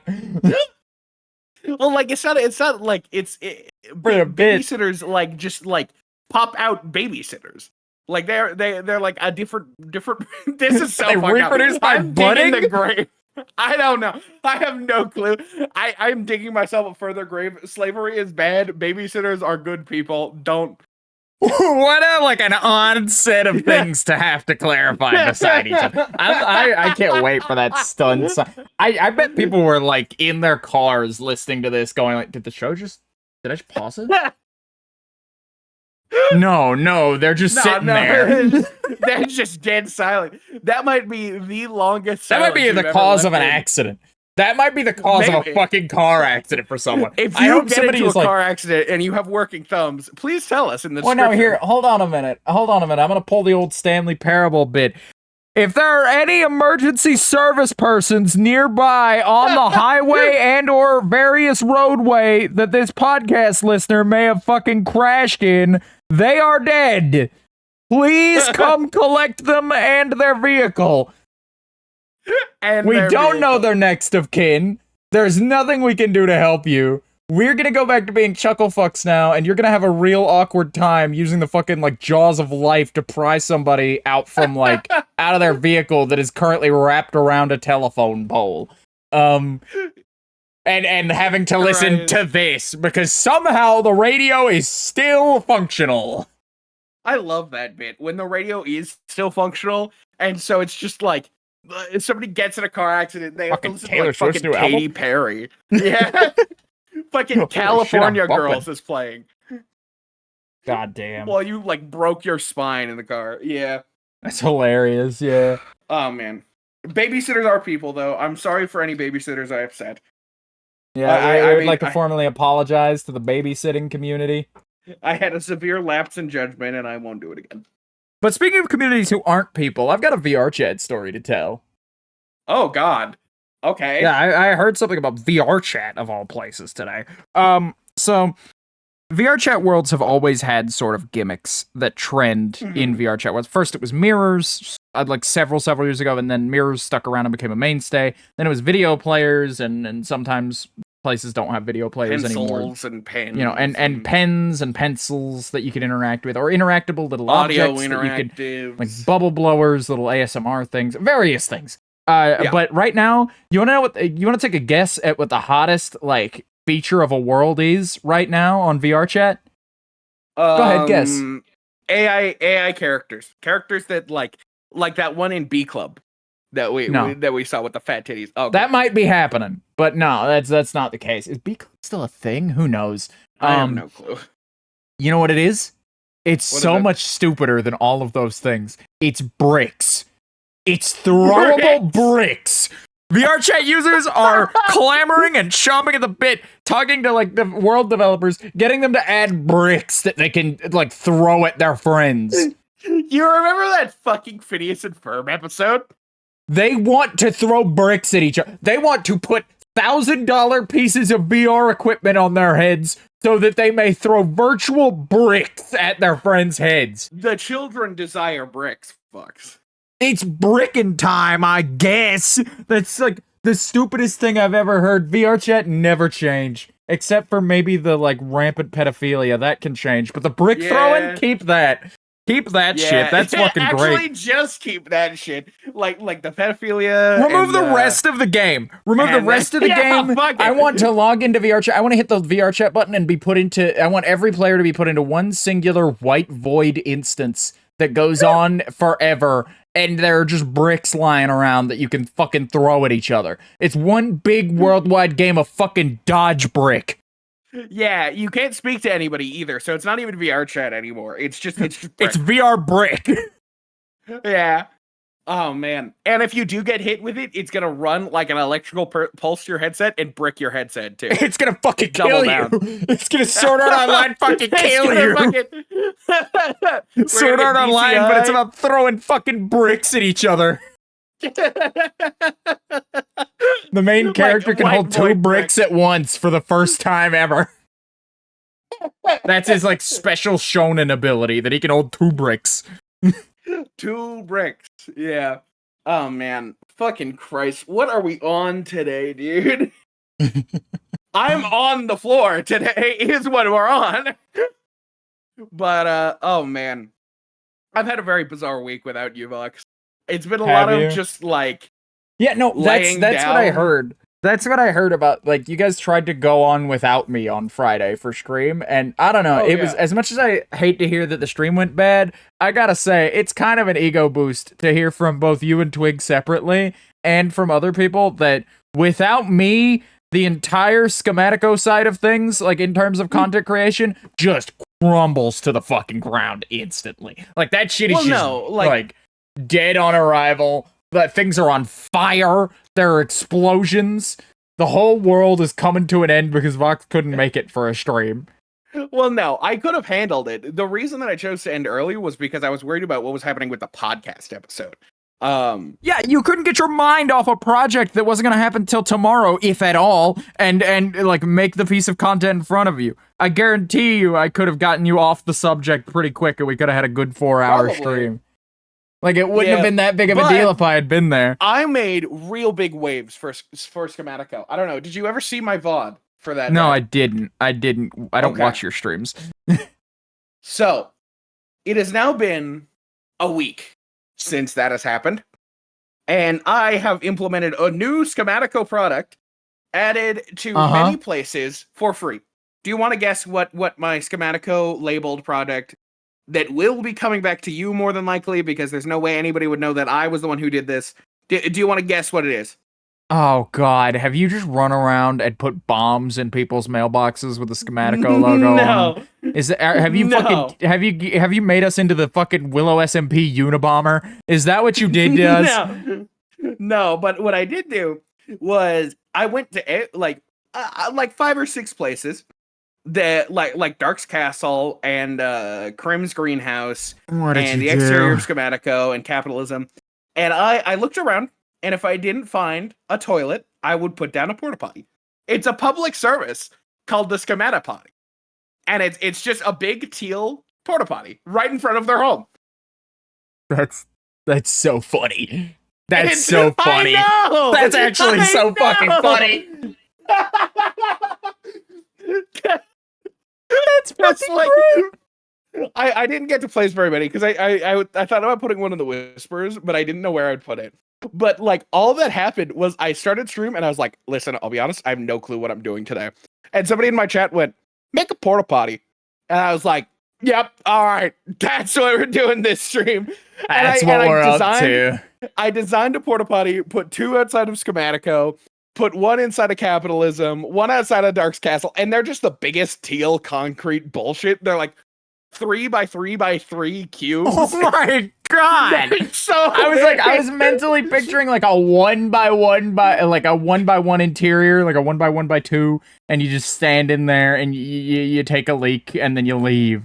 Like I was expecting that. All in all, it's 3x3x3 because that's how you get a 1x1, 1x2 Oh, interior. okay. I thought you meant there was like a 3x3x3 like interior to it. I thought you just built like the fucking chunkiest porta potty I've ever seen in my life. Ugly. It's so tremendously ugly. It's fantastic, dude. That's what I did for the 2 hours on stream was fuck around with that. Oh my god, that's so fucking funny. That's such a funny addition. I'm so glad. That's so much funnier than my fucking potato farm stream. What the fuck? Yeah. So Schematico did not crumble. And it was especially funny because it was like, in my announcement tweet, I was like, as the CFO, I need to make sure that it can still run with me here. So I'm gonna make big waves for Schematico since I'm now in charge. And I started making porta potties. That was my one decision as CFO. You just started implementing, but you're a robot. Your character's a robot. He doesn't even need to use the bathroom. He just noticed that there was a surprising lack of bathrooms on the Willow SMB and decided you know what's the funniest part? You are the direct reason. Your character is the direct reason there's not a bathroom in my cabin. So you are responsible for like removing one bathroom from the server. There is, however, a porta potty right outside of your front door now, though. Oh, good, awesome, great, love that. But yeah, oh man. So that was what I did on Friday. That was a good time. I have a hard time executing on ideas like that. They're so fucking funny, but I have a hard time executing on them because I hate the idea of someone just getting infinite. Let's say, because a lot of the times people are given a lot of fairness, right? People are given a lot of fairness for just like, oh man, I don't like it when people like build super close to me or build on my property because it like ruins the bit. And it's like, you can take it down if you want. I'm just assembling a porta potty. If you get pissed about like a porta potty being built on your property that you can take down, you're a whiny fucking bitch baby, and you need to like get better because like that's what I fear is just like that somebody's gonna be upset about the fucking porta potty on their front lawn enough, and then I'm gonna get like booted from the server. But now I'm like I'm friends with the admin team and friends with enough people in the server who are cool with that and know where I know where their boundaries are with like, hey, can I fucking put a porta potty on your front lawn? Wouldn't that be fun? Like I know who would find those bits funny now, so I have less of a trouble executing on them these days. But like, man, is that a hard thing to like just go and do like server wide in places? It was difficult, and that's why I only did like 3 or 4, because it was like, man, I don't know like these people all that well, so like I know it'll be fine in capitalism. I know where I put it in Dark's Castle was not where it's in lore. The goal was, so you know how like porta potties work in real life, where it's like anywhere you go, if you were to look around, you could probably spot a porta potty somewhere. Yeah. Like, if you were to look around, yeah, I'm sure you could find one. Well, I mean, like, the goal... Not really, because, like, Jed, you live on the West Coast, where everything is always under construction forever. Like, but, like, if you're on a construction site, sure, yeah. Yeah, fair enough. But, like, my thought process is, I put it outside of Dark's Castle and, like a couple blocks to the right from the entrance. So it's like you can see it if you were to walk out of Dark's Castle, and the goal is for somebody to be in lore, have a lore moment, turn around and go, is that a fucking porta potty outside of my home?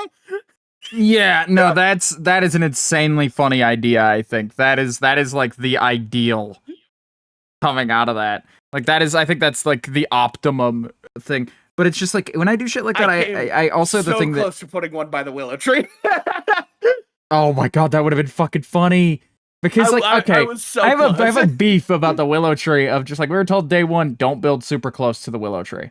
Don't build near spawn. And you can see like 3 or 4 people's houses from spawn. And spawn is surrounded by hills. So like if you can see it, it's within 100 blocks, basically. Yeah. So like that was a very hard and fast rule that got dropped quick, or else I would have built capitalism like so much closer than it is currently. And it's pretty close already. It's only like a couple 100 blocks away. But like it's just far enough and just tedious enough to get to walking from spawn that you wouldn't normally. I'm not that fussed about it though, because like we're still like we're waypoint associated and we were one of the first people to get a public waypoint or waystone in the server. So like people can come there. It's available. It's an option. Yeah. Now I want to make like one area, go out into like one desert and just fill it with porta potties, like the back rooms but porta potties. Dude, And it's I want to put a waypoint down. It's like Atari. It's fucking you're proposing to do the Atari thing where we just keep a bunch of our back stock in a fucking landfill because that's the cheapest way to get rid of them because nobody's fucking buying them. Yeah, pretty much. That's hilarious. That's just what I was doing, and they're pretty cheap to make. It's like a couple of cyan concrete, some quartz slabs, and like some warped sign slabs? And a warped door. Yeah. Some quartz slabs. Yeah, I used quartz slab for it. We need quartz. Uh-huh. And you used a bunch of our quartz for this gag when you could have used like smooth stone. It wouldn't have looked right. I tried that. You tried? I don't. Trust me, it was worth it. I'll trust you just this once that it was in fact worth it. No, and either way, I still have extra quartz. No, and, yeah, like, we have like an easy way to get quartz. So it's not not a super big deal. I'm just learning this now for the first time and needed a minute to process. But no, yeah, I'm even gladder to hear that things didn't completely crumble and that there was still a really, really funny bit to come out of this. Yeah. The goal was to have people come to you about it, but you know. Yeah, that didn't happen so soon. Except you know what did happen soon? You know what did happen recently? A different block game. We've been playing some Vintage Story recently. I picked up Vintage Story on my own. And then Jed was like, how much is it? And then picked it up. So I was just talking about Vintage Story because I was like, I'm probably gonna go play more of that. So I was like, fine, fuck it, we'll play that. And so we started playing that, and I've been having a good time with it. I think Vintage Story is real fun. I think it's a breath of fresh air. I was like, Vox, do you want to play this game with me off stream? And you were like, sure, yeah, we'll try it. And that was Panic Core. And then we left, and you were like, we should play that on stream. We should totally play that on stream. And I was like, okay, that's fine. And then there was another game that I picked up, and it was like, yeah, this is fun, but it's fun, like, only for a little bit. And it's like, yeah, that's fair. I feel the same way. And then it was like, I'm going to go back to Vintage Story. And I was like, okay, fine. I want to play a game with you, so yes. Like, I would have played something else if you picked up something else. It's just like, this is just what I'm playing on my own right now while we don't have anything. Like, I wasn't trying to, like, strong arm you into, like, pick up Vintage Story for like, the multiplayer game. It is a really good multiplayer game, though. I'm having a lot of fun with it. It is. I'm having a good time. You know, I was hoping you would pick it up, but I wasn't, like, trying to encourage you to do so against your fucking will, because that's the only thing I was playing. No, it's fine. I am having a good time with it, and I'm joking, of course. Like, you were there when I bought it. It was partial interest in it too. Yeah. It was a pretty big risk though, since there's no refund period, but you know. Yeah, because it's like an indie game that like isn't selling through Steam or anything, which apparently was an active developer choice. That's the only thing I know about the devs is that, or the dev or the devs. I don't know if there's like a team or if it's one guy. Like I know so little, but apparently the only thing I know about the people who put out this game or person is that they elected to not release it on Steam intentionally. I don't know why they elected not to release it on Steam. Maybe it's maybe it's the monetary aspect. Maybe it's just like a stylistic choice that like, I want it to be in its own launcher, you know. But whatever. I dig it. I think it's pretty cool. I haven't had to download a game off a third-party website and install it with a fucking Windows installer in like over a decade. It was a nice introduction that told me this game is going to do things differently than you would expect an indie game to do them. And it did. It did proceed to razzle and dazzle me for a good 10 hours of gameplay, and will continue to razzle and dazzle me going forward, I assume. Yeah. We've got a little world going about it. We've got a little world going. Like me, you, and my husband have all been playing Vintage Story, and I think it's a really good time. I've been having a super lot of fun with that. Yeah, and like I've been hosting it, and we've switched. So in our raft playthrough, I was playing the game, and Vox was fishing. I, however, have switched my designation in this game and decided I am going to be the one who goes out for like several hours in the in-game day, goes out, gets like 3 or 4 rabbits, comes back home and feeds everybody. And then I go back out the next day and Vox plays the game. Yeah, no, I've been having a lot of fun with Vintage Story. I don't know if I don't know if your reasoning for hunting is the same as my reasoning for the like cooking and raft, in that just like it's something we need done, and I don't really have interest in much of this game's other mechanics, so I'm just gonna do this, and I'll have my own fun doing that. I just kind of have this. I kind of have this thing where it's just like there's so much to this, like clay making, like making pots and shit like that was just like I don't want to have to read an entire guide about it. You know what's easy? Shoot the thing with my bow and skin it, and it needs to get done, so I'm going to do it. And yeah, like, I don't know. like it's not that hard. Mechanics. You do have to read a whole guide about it. But like, I feel like if you have a friend who's read the guide and can just go, oh no, you need to put that on top of that. It's way easier to just have somebody else do it and then like be shown how to do it in person than have the guide tell you, because it is just complicated enough. I fear that the guide is a hell of a help, but in some cases it's like, okay, I do need an image here. This is all text. I need at least an image of what this thing I'm making is supposed to look like to wrap my head around it. My one complaint about it is who the fuck at the development team decided, yep, we should make spawn points something that you have to like work incredibly hard to get. So you will be walking from the default spawn to wherever the fuck your house is every single time. We can move the house closer to spawn if you like. I could start working out the spawn area. I really don't mind. It's pretty close already, but I really don't mind. It's not that big of a deal. I just like, that's my one complaint about the game, because it's just like, man, that's mildly frustrating.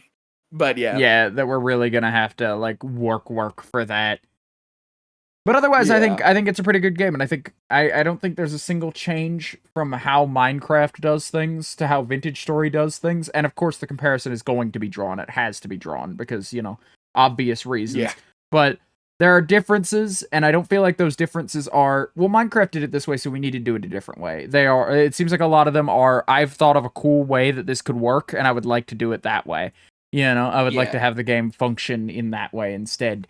And I think that worked out really well. I think it really went to show that how unique a Minecraft-like game could be, when it isn't actively just trying to cash in on Minecraft.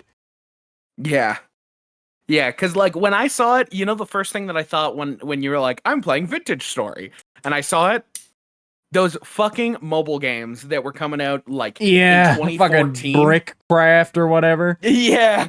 Like some fucking like voxel builder or like mine builder or some shit like that. That's like, oh my god, really?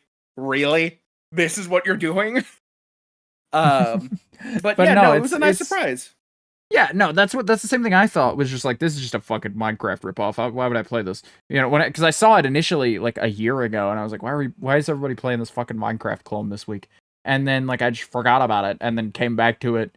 Or got reminded it existed somehow. I don't know if I saw a post or what, or maybe I just thought about it. But like, I got reminded of it, and I was just like, what Vintage Story?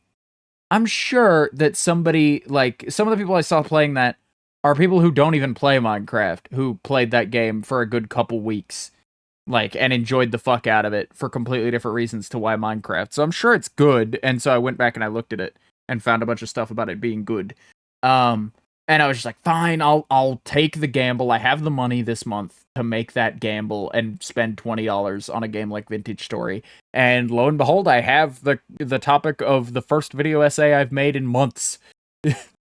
Yeah. And I'm most of the way through writing it now, and it's coming along pretty good in the writing phase. I don't know, like, again, the edit is really where these things come together. So, like, the writing matters, but like editing the final product is really where I know if this is going to be a good video or not. But I'm really liking putting it together. I should what?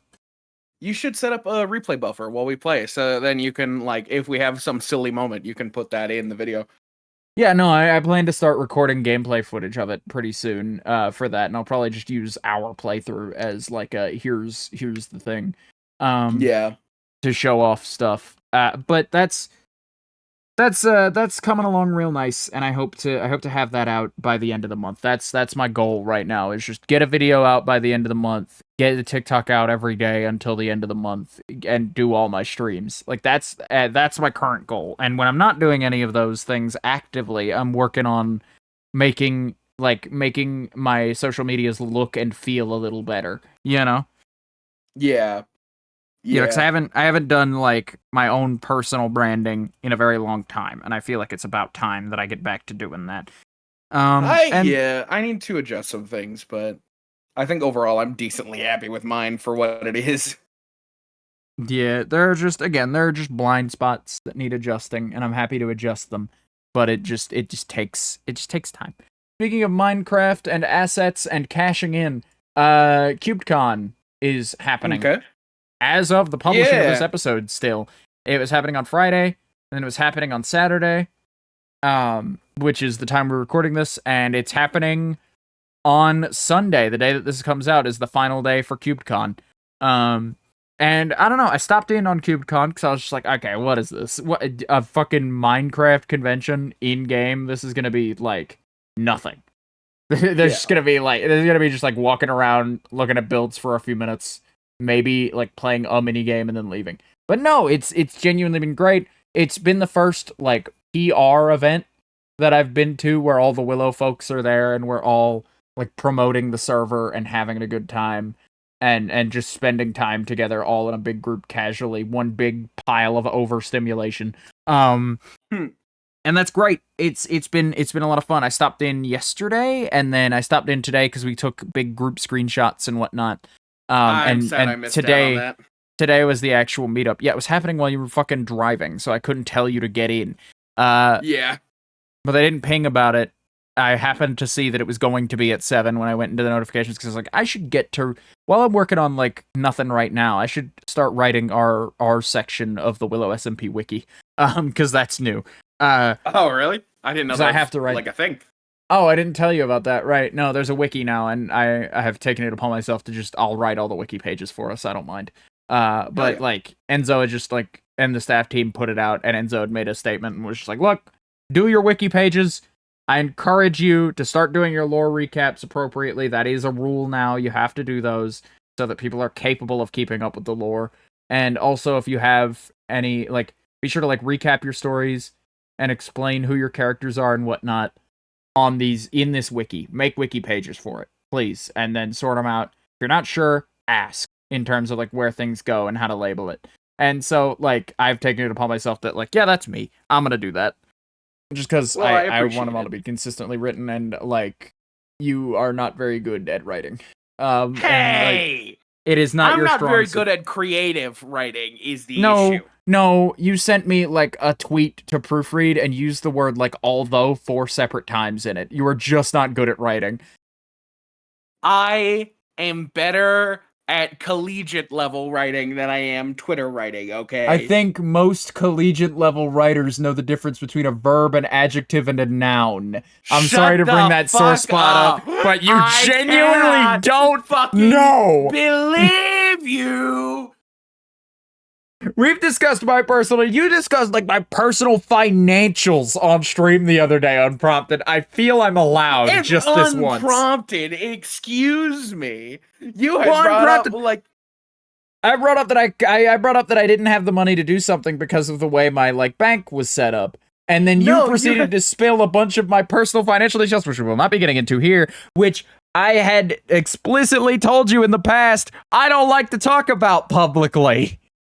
And you just fucking, like, shat into my lap about it on stream. I'm sorry, but to be fair, you did bring it up on stream about something that would heavily, like, something that you couldn't bring up without bringing up your financials. I could, so I figured that's where I did, going. And the subject was over, and chat understood. The person I was talking to in chat about it understood and gave me an affirmative that they understood what I was saying. And then you came in and were like, did you know that Vox's, like, financial situation is exactly this? And it's like, dude, I don't like to talk about that. Come on. I'm sorry, man. Like, But the yeah, thing is, again, it stems from Jed's inherent, like, there's some, like, subconscious, because he's actively denied it, so it has to be subconscious, but it is there. His subconscious thought that somehow he knows better in every situation and needs to help because he knows more than you do or knows better than you do about a specific thing. no, And I it, just like, get concerned. yeah, you get concerned in places where you need not concern yourself. That is called Fair thinking enough. that you know better. Because like I get concerned about my friends. It is important to me that my friends' well-being are okay. But Yeah, and my either well-being way, was fine. I was having a light conversation with a chat member who both parties, myself and this chat member, both understood it, like implicitly understood what we were saying without the added context of my exact financial scenario. I didn't get And then the you context waltz of the in. chat member. I thought you were bringing it up as like a talking point. No! Again, you just lacked context and waltzed your way into there. Well, maybe give me context. God Anyway. damn it. Well, I'll give you context about CubedCon. God, we're talking about CubedCon. Yeah. But the thing about CubedCon was it was a lot of fun. The Willow booth looks real nice. I should take you over there and have a look whenever you get your setup back together, hopefully by tomorrow. Because it won't be over till tomorrow evening. I got a quote in the booth. Like, I'm mentioned by name in the booth for a quote that I said that was like a haha funny one time. It's a quote I wasn't expecting, and I do not know the context of it, but it's quote, I didn't know I was, or you're not supposed to feel buttery, question mark. That was it. I don't know when I said that. I don't know what the context was.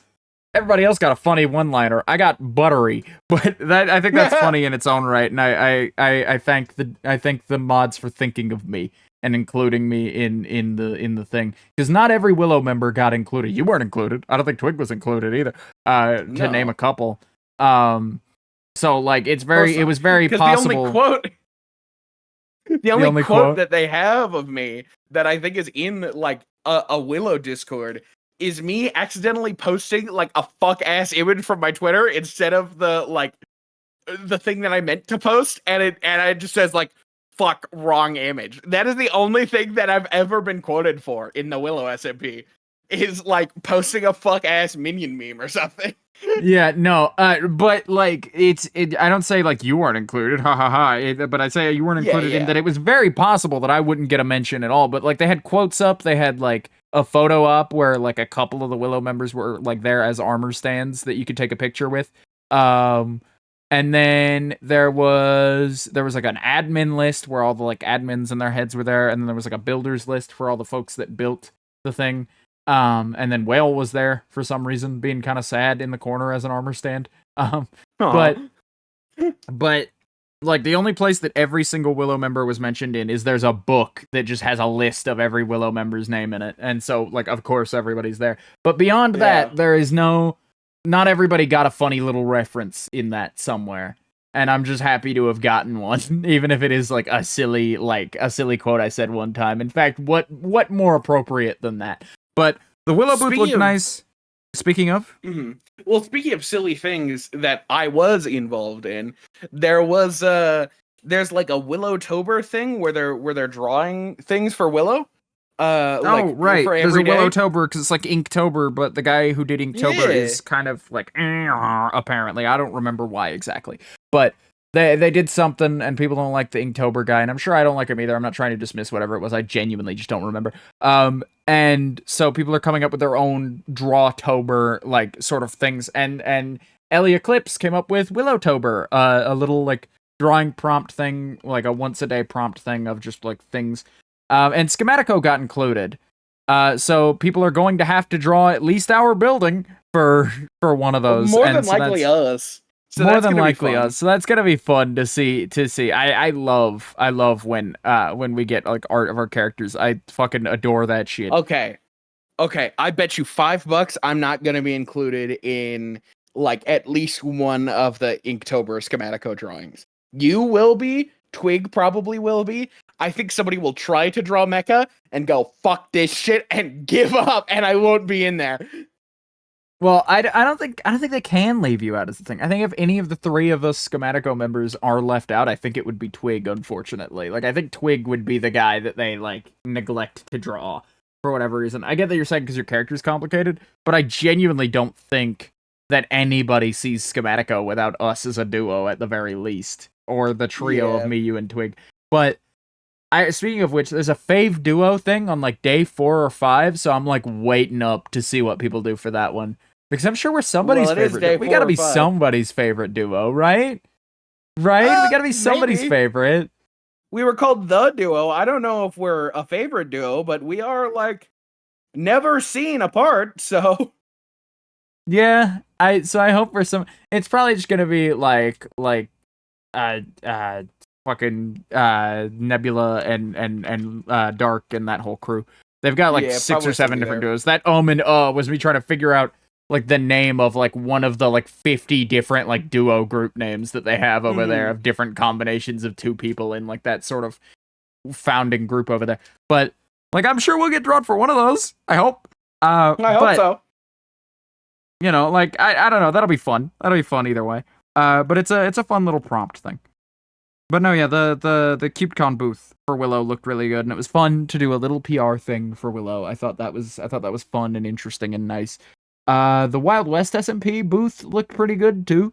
We got a good look at that because Dark took us over personally to observe it as a group, and just, you know, for all the Willow members to see it and really take a look at it, which was good because I couldn't find it yesterday when I was looking for it actively because I think it's in like Expo Hall like B, and we were in Expo Hall C for Willow. I wish they could have been beside each other, but you know, unfortunately, you know, you do what you can. But that's okay. It was cool to look at all the booths and look at all the shit. I saw that Inside MC of like a Minecraft podcast, they got there were like live podcasts happening on the main stage throughout CubedCon, and if anybody from CubedCon is listening to this, let Fight About It have something for CubedCon 2025. I know we're not explicitly a Minecraft thing. We'll do Vox and Jed Craft about it. We'll do a stupid, like, we'll do a fully Minecraft-themed episode if you allow us in your venue next year. Yeah, sure. In fact, I think it's like by application. I think it's like by application whether you can have like a thing. And so whether you can have like an event in the main stage, like for the consideration of the CubedCon staff, here's our show. Can we do a show? But like, you know, let us have one. Let us fucking have one. Sure. Jed, you would think after all this time you would know exactly how far away from your mic you can be. Yeah, no, I'm sitting on the floor as the You've had this mic for No, this happens every week though. You would think by now you would have a good rate. Yeah, you couldn't pull a fast one on me like that. But like, you would think after all this time you would have a good read on, okay, if I get any closer than this, my fucking stupid ass open back headphones are gonna leak audio straight into the fucking intake. Better than anything you've used. Yeah, and I don't fucking give a shit. You know who doesn't leak audio fucking constantly? Me! All of my shit is for production, not for frills and sound quality. Sound quality is important to me! Yeah, I get that that's important to you. Not hearing my own voice reverbed back at me, echoed during the show, is important to me! I really ought to, like, put a filter on you, so in like whenever I lean into my microphone and you hear yourself echoed back, it just sounds like I'm mocking you, but it's just your own voice like edited to be like that. That's what I should do. That's how I should make this, instead of a problem and fixing it, I should just make it worse. I think that's the best and then every time I complain about it, you can do the thing that you always do, where he's like, "Well, that's how it's supposed to be. It's not like you. It's not a bug. It's a feature. Everything you somehow design every RP character you have to be the most antisocial piece of shit of all time, and then you fucking work your headphones in such a way that it's like, well, what if I instead of fixing the problem, I make the problem a bit, and then I don't have to fix it, and then when people complain about the very obvious problem that I have, I can just say, nah." Don't want to fix it. Nothing to be fixed. That's just the way that it is. Yeah, fair enough. But either way, I'm fucking... my leg is fully asleep right now. Sitting on the floor has taken a toll on me. Yeah. My legs are dying. But yeah, CubedCon. CubedCon. I've been trying to talk about CubedCon for like 10 fucking minutes. but you have been talking about CubedCon. I haven't, because you keep pulling me aside for things. I made like one comment about your headphones, and I pulled us aside for that one. But like, you've been like dragging us in various directions. I've been trying to stay on topic so desperately. But CubedCon, the Wild West booth was nice. There were a lot of like main stage events happening, and things were very easily broken. Like, we found a way to fucking rush the stage yesterday. We didn't do it during like an event, but we found out that we could. They had a couple little issues. with CubedCon because it started late, and because VIP tickets get like early access, they had like a really rough first day. But for any sort of in-game Minecraft thing, it'll always fucking be that way. It'll never be perfect. Yeah. It'll always have a rough first day, no matter what you're doing. So I don't pin that on the CubedCon devs at all. Just let them have it. The people who hosted that event are great people, and they got it sorted very fast, to their credit. But for like, a good like hour or two, it was like damn near impossible to get on the server. But they did have a bunch of fun little events. They had like a spleef thing going on that you could do. They had like a nice PvP thing that was really cool, because you could like, when you walk into like the area, you could view it from the railing, and then view it from like the sidelines from above the PvP arena, and then you could like jump down into the PvP arena from the thing, and you would be like given the items you need and everything. Just burp into the mic. No, I was gonna say that's cool, but I ended up leaning forward. You just lean forward. And that's it.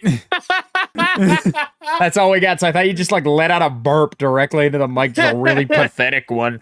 But no. And I thought that was really neat.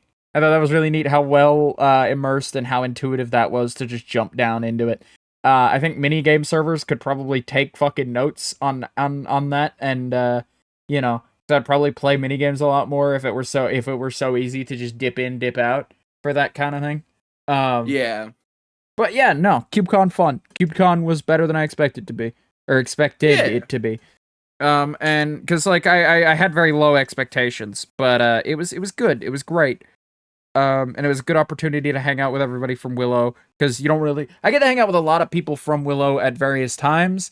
It's not very often that I get to hang out with just about every single Willow member, including the ones who have never like logged onto the season 3 server.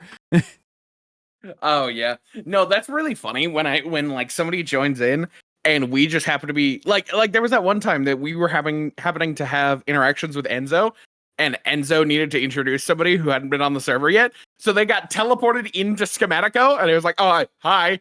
Who are you? Are you new?" "No, I've been here for 2 seasons." "Oh. Okay. Why have I not seen you?" They have like Willow has less of a player retention issue than I'd argue most Minecraft SMPs. But like a lot of the mainstay players will continue to play and have continued to play fairly regularly on a weekly basis, or even like more than that on like the daily, or somewhere in between, like where we sit. But there are occasional truancy things where, like, I say truancy very lightly, of just like people who like, yeah, I'm in the Willow SMP. I haven't logged on this season at all, and I barely logged in last season. And I kind of played for like the first 3 months of season 1. They just haven't kicked me out, is all. And so like there are a good few people like that who are just like good friends who like, oh man, I don't want to kick anybody from the server, but at the same time we're having like a server slot issue currently where there are like multiple people who we know for a fact would play and would have a great time playing, and would be good additions to the server. But Enzo has complained about this personally. This isn't me complaining. These are Enzo's words, not mine, but can't be added because like they don't have the slots. So they're just trying to ensure that all the active players are still like able to play, but they're able to like filter out a little bit of that, like, you logged in one whole time, please get out of here, Yeah, because like we simply can't keep you. I'm sorry, I like didn't fill in my activity check, and I genuinely thought I might have been kicked out because of it, even though that I've been online like 3 times a week. Like Vox and I make arguably the most on, Willow like, content. Yeah, we probably have the most Willow content. We've done 20-ish streams, and by the end of the year, we will have done 50 at this rate. Yeah. And so like I think 12 hours a week of Willow. I'd argue we make Willow content the most consistently out of anybody. I think that's fair. because barely anybody on the server has a stream schedule, and a lot of them don't stream Willow as often as we do if they do. And so it's like we're like we're keeping love alive is what we're doing. We're fucking making an effort. Yeah. But I really like Willow, and I wouldn't be on that often if I weren't able, if I didn't like it and wasn't able to be. I have a good time with it. I think it's great. Yeah. Real It's a big good fan time. of the Willow SMP. It was really good to be like acknowledged by like acknowledged publicly as like a big member of the Willow SMP. Because there were some just randoms that showed up outside of that very rarely, where folks would rock up and they would like to like public facing to people who came to the booth of just like, yeah, this is me in the group. Because like there are a lot of times where it's like, oh man, I don't feel as part of the group as I should be, and that's mostly my fault because I don't go to social events and whatnot as often as I should. Mostly because I can't make it to them, or I'm not really that involved in whatever aspect of the lore they're working on, or this or that. And it was just good to physically be undeniable as a part of the Willow SMP and as a part of the group. That's how I felt about it in the moment, and I had a lot of fun. Just existing for that and talking to a lot of people like Woolen, who I hadn't heard from in quite a while, and it was good to hear from. Yeah, I haven't talked to Woolen in a good amount of time. Yeah, which sucks, because we talked to Woolen a lot for like a very brief period, and they just stopped reaching out, and, Woolen, if you're listening to this episode, I know you got busy, but fucking come hang out, come talk, come be back on the show at some point, we have like several people ahead of you, so I'm sorry, but we can squeeze you in. But you'll make the list. You'll make the list of like return guests when we get to return guests. We'll put a robot head on you, and you can have my spot for like an episode. Yeah, I'll talk to Woolen for an episode. I'll do a Vox and Woolen fight about it. But yeah, I've been looking for an excuse to ditch you on the show anyway. No. Yeah, you're kind of just here till I can find somebody better. That's why I urged you to remove Vox and Jed out of the title. But But I liked it. It solidified that I exist. It fucking acknowledged my existence. I appreciate that you like to be physically in the group, and I know we just talked about how great of a feeling that is, but I would like to exclude you more. I would like you to be less included in things, frankly. Can I still move in with you? No. In fact, I would like you to move to the exact, like, coordinate longitude and latitude part of the Earth on the opposite side from me, so that we're as far apart as possible. That's like in the Pacific Ocean. Yeah, you could be like that guy who took over that, like, naval port on, like, off the shore of the fucking UK. That sounds cool as fuck.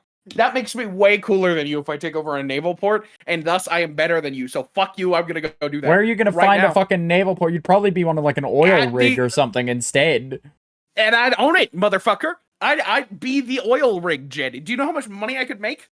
Do you know how much not smoking you would be? You know how, like, because I know you gave up smoking, like, completely recently, which wasn't hard for you, because you weren't, like, an addict or anything. You just kind of, like, smoked for stress relief, just to hang out. But you know how much, like, how, like, super not able to smoke you would be under those conditions? Yeah, no, it's wild. I don't know, I do kind of miss... God, I got a video the other day of someone in, I'm sorry to interrupt, but I got a video of someone the other day in, like, who works on an oil rig, and they had, like, they were walking around with a fake lit cigarette in their mouth just to freak people out. And that's such a fucking funny idea. It's even funnier because when you work on an oil rig, to my understanding, you, like, live on an oil rig for a while. So they thought of that ahead of time. They fucking thought of that bit well ahead and packed a fake, like, rubber cigarette with them for that joke. Truly clown mentalities. Anyway, what were you saying? Truly. I do miss smoking to some degree, but it's less of like a, man, I need a smoke. And it's more of just like, I need dude, it was nice to have something that you could just, like, in a social situation, mainly with my family, just be like, yeah, I'm having a good time. I'm gonna just step away now. And there's nothing really you could say to stop me. Like, it was nice to have just, like, I am going to go smoke a cigarette, and no one can prevent me from... There is not a thing on this earth that would stop me from smoking this cigarette. Well, no. Do you understand how sad that sounds? What? The fact that I feel that I can't have my own I'm going to go indulge in my pleasures And it is completely socially unacceptable for you to ask me not to. That's not sad on your part as much as that's like, it's so sad that when you say, all right, I'm gonna go have a cigarette, that like everybody, including me, because it is a social norm, understands that like, that guy is going to have a cigarette. There is like, it would be rude of me to ask him not to, you know? For like even a moment. To have a cigarette.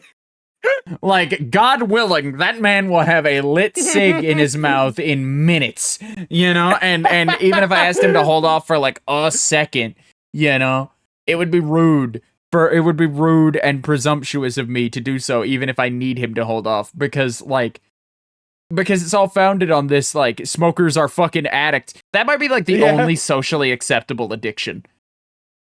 Not anymore. Like, that's that bad to that degree. Because, like, there's more of a turn for it, but I still think culturally we're still ingrained in, like, well, you know, they're a smoker. There's not much you can do about it, you know? And it's like, you totally can do something about it. Yeah. But anyway, what was I saying? I did, like... Oh, yeah. Right, I hate you. That's what I was saying. I was saying that I hate you, and that I don't want to do this show anymore with you, and that I would rather be doing it with someone like Woolen, and that we can't be friends anymore, and that I don't want to live with you, and that I hope you stub your toe every day when you awaken, and I hope you get zero rest at night because the smoke alarm won't go off no matter how many new batteries you put into it. And I hope that your home is wrenched from this earth by one of those wildfires you fucking desert dwellers get. You know, I hope I'm gonna leave now. That you somehow end up in the ocean and on fire at the same time. I hope that you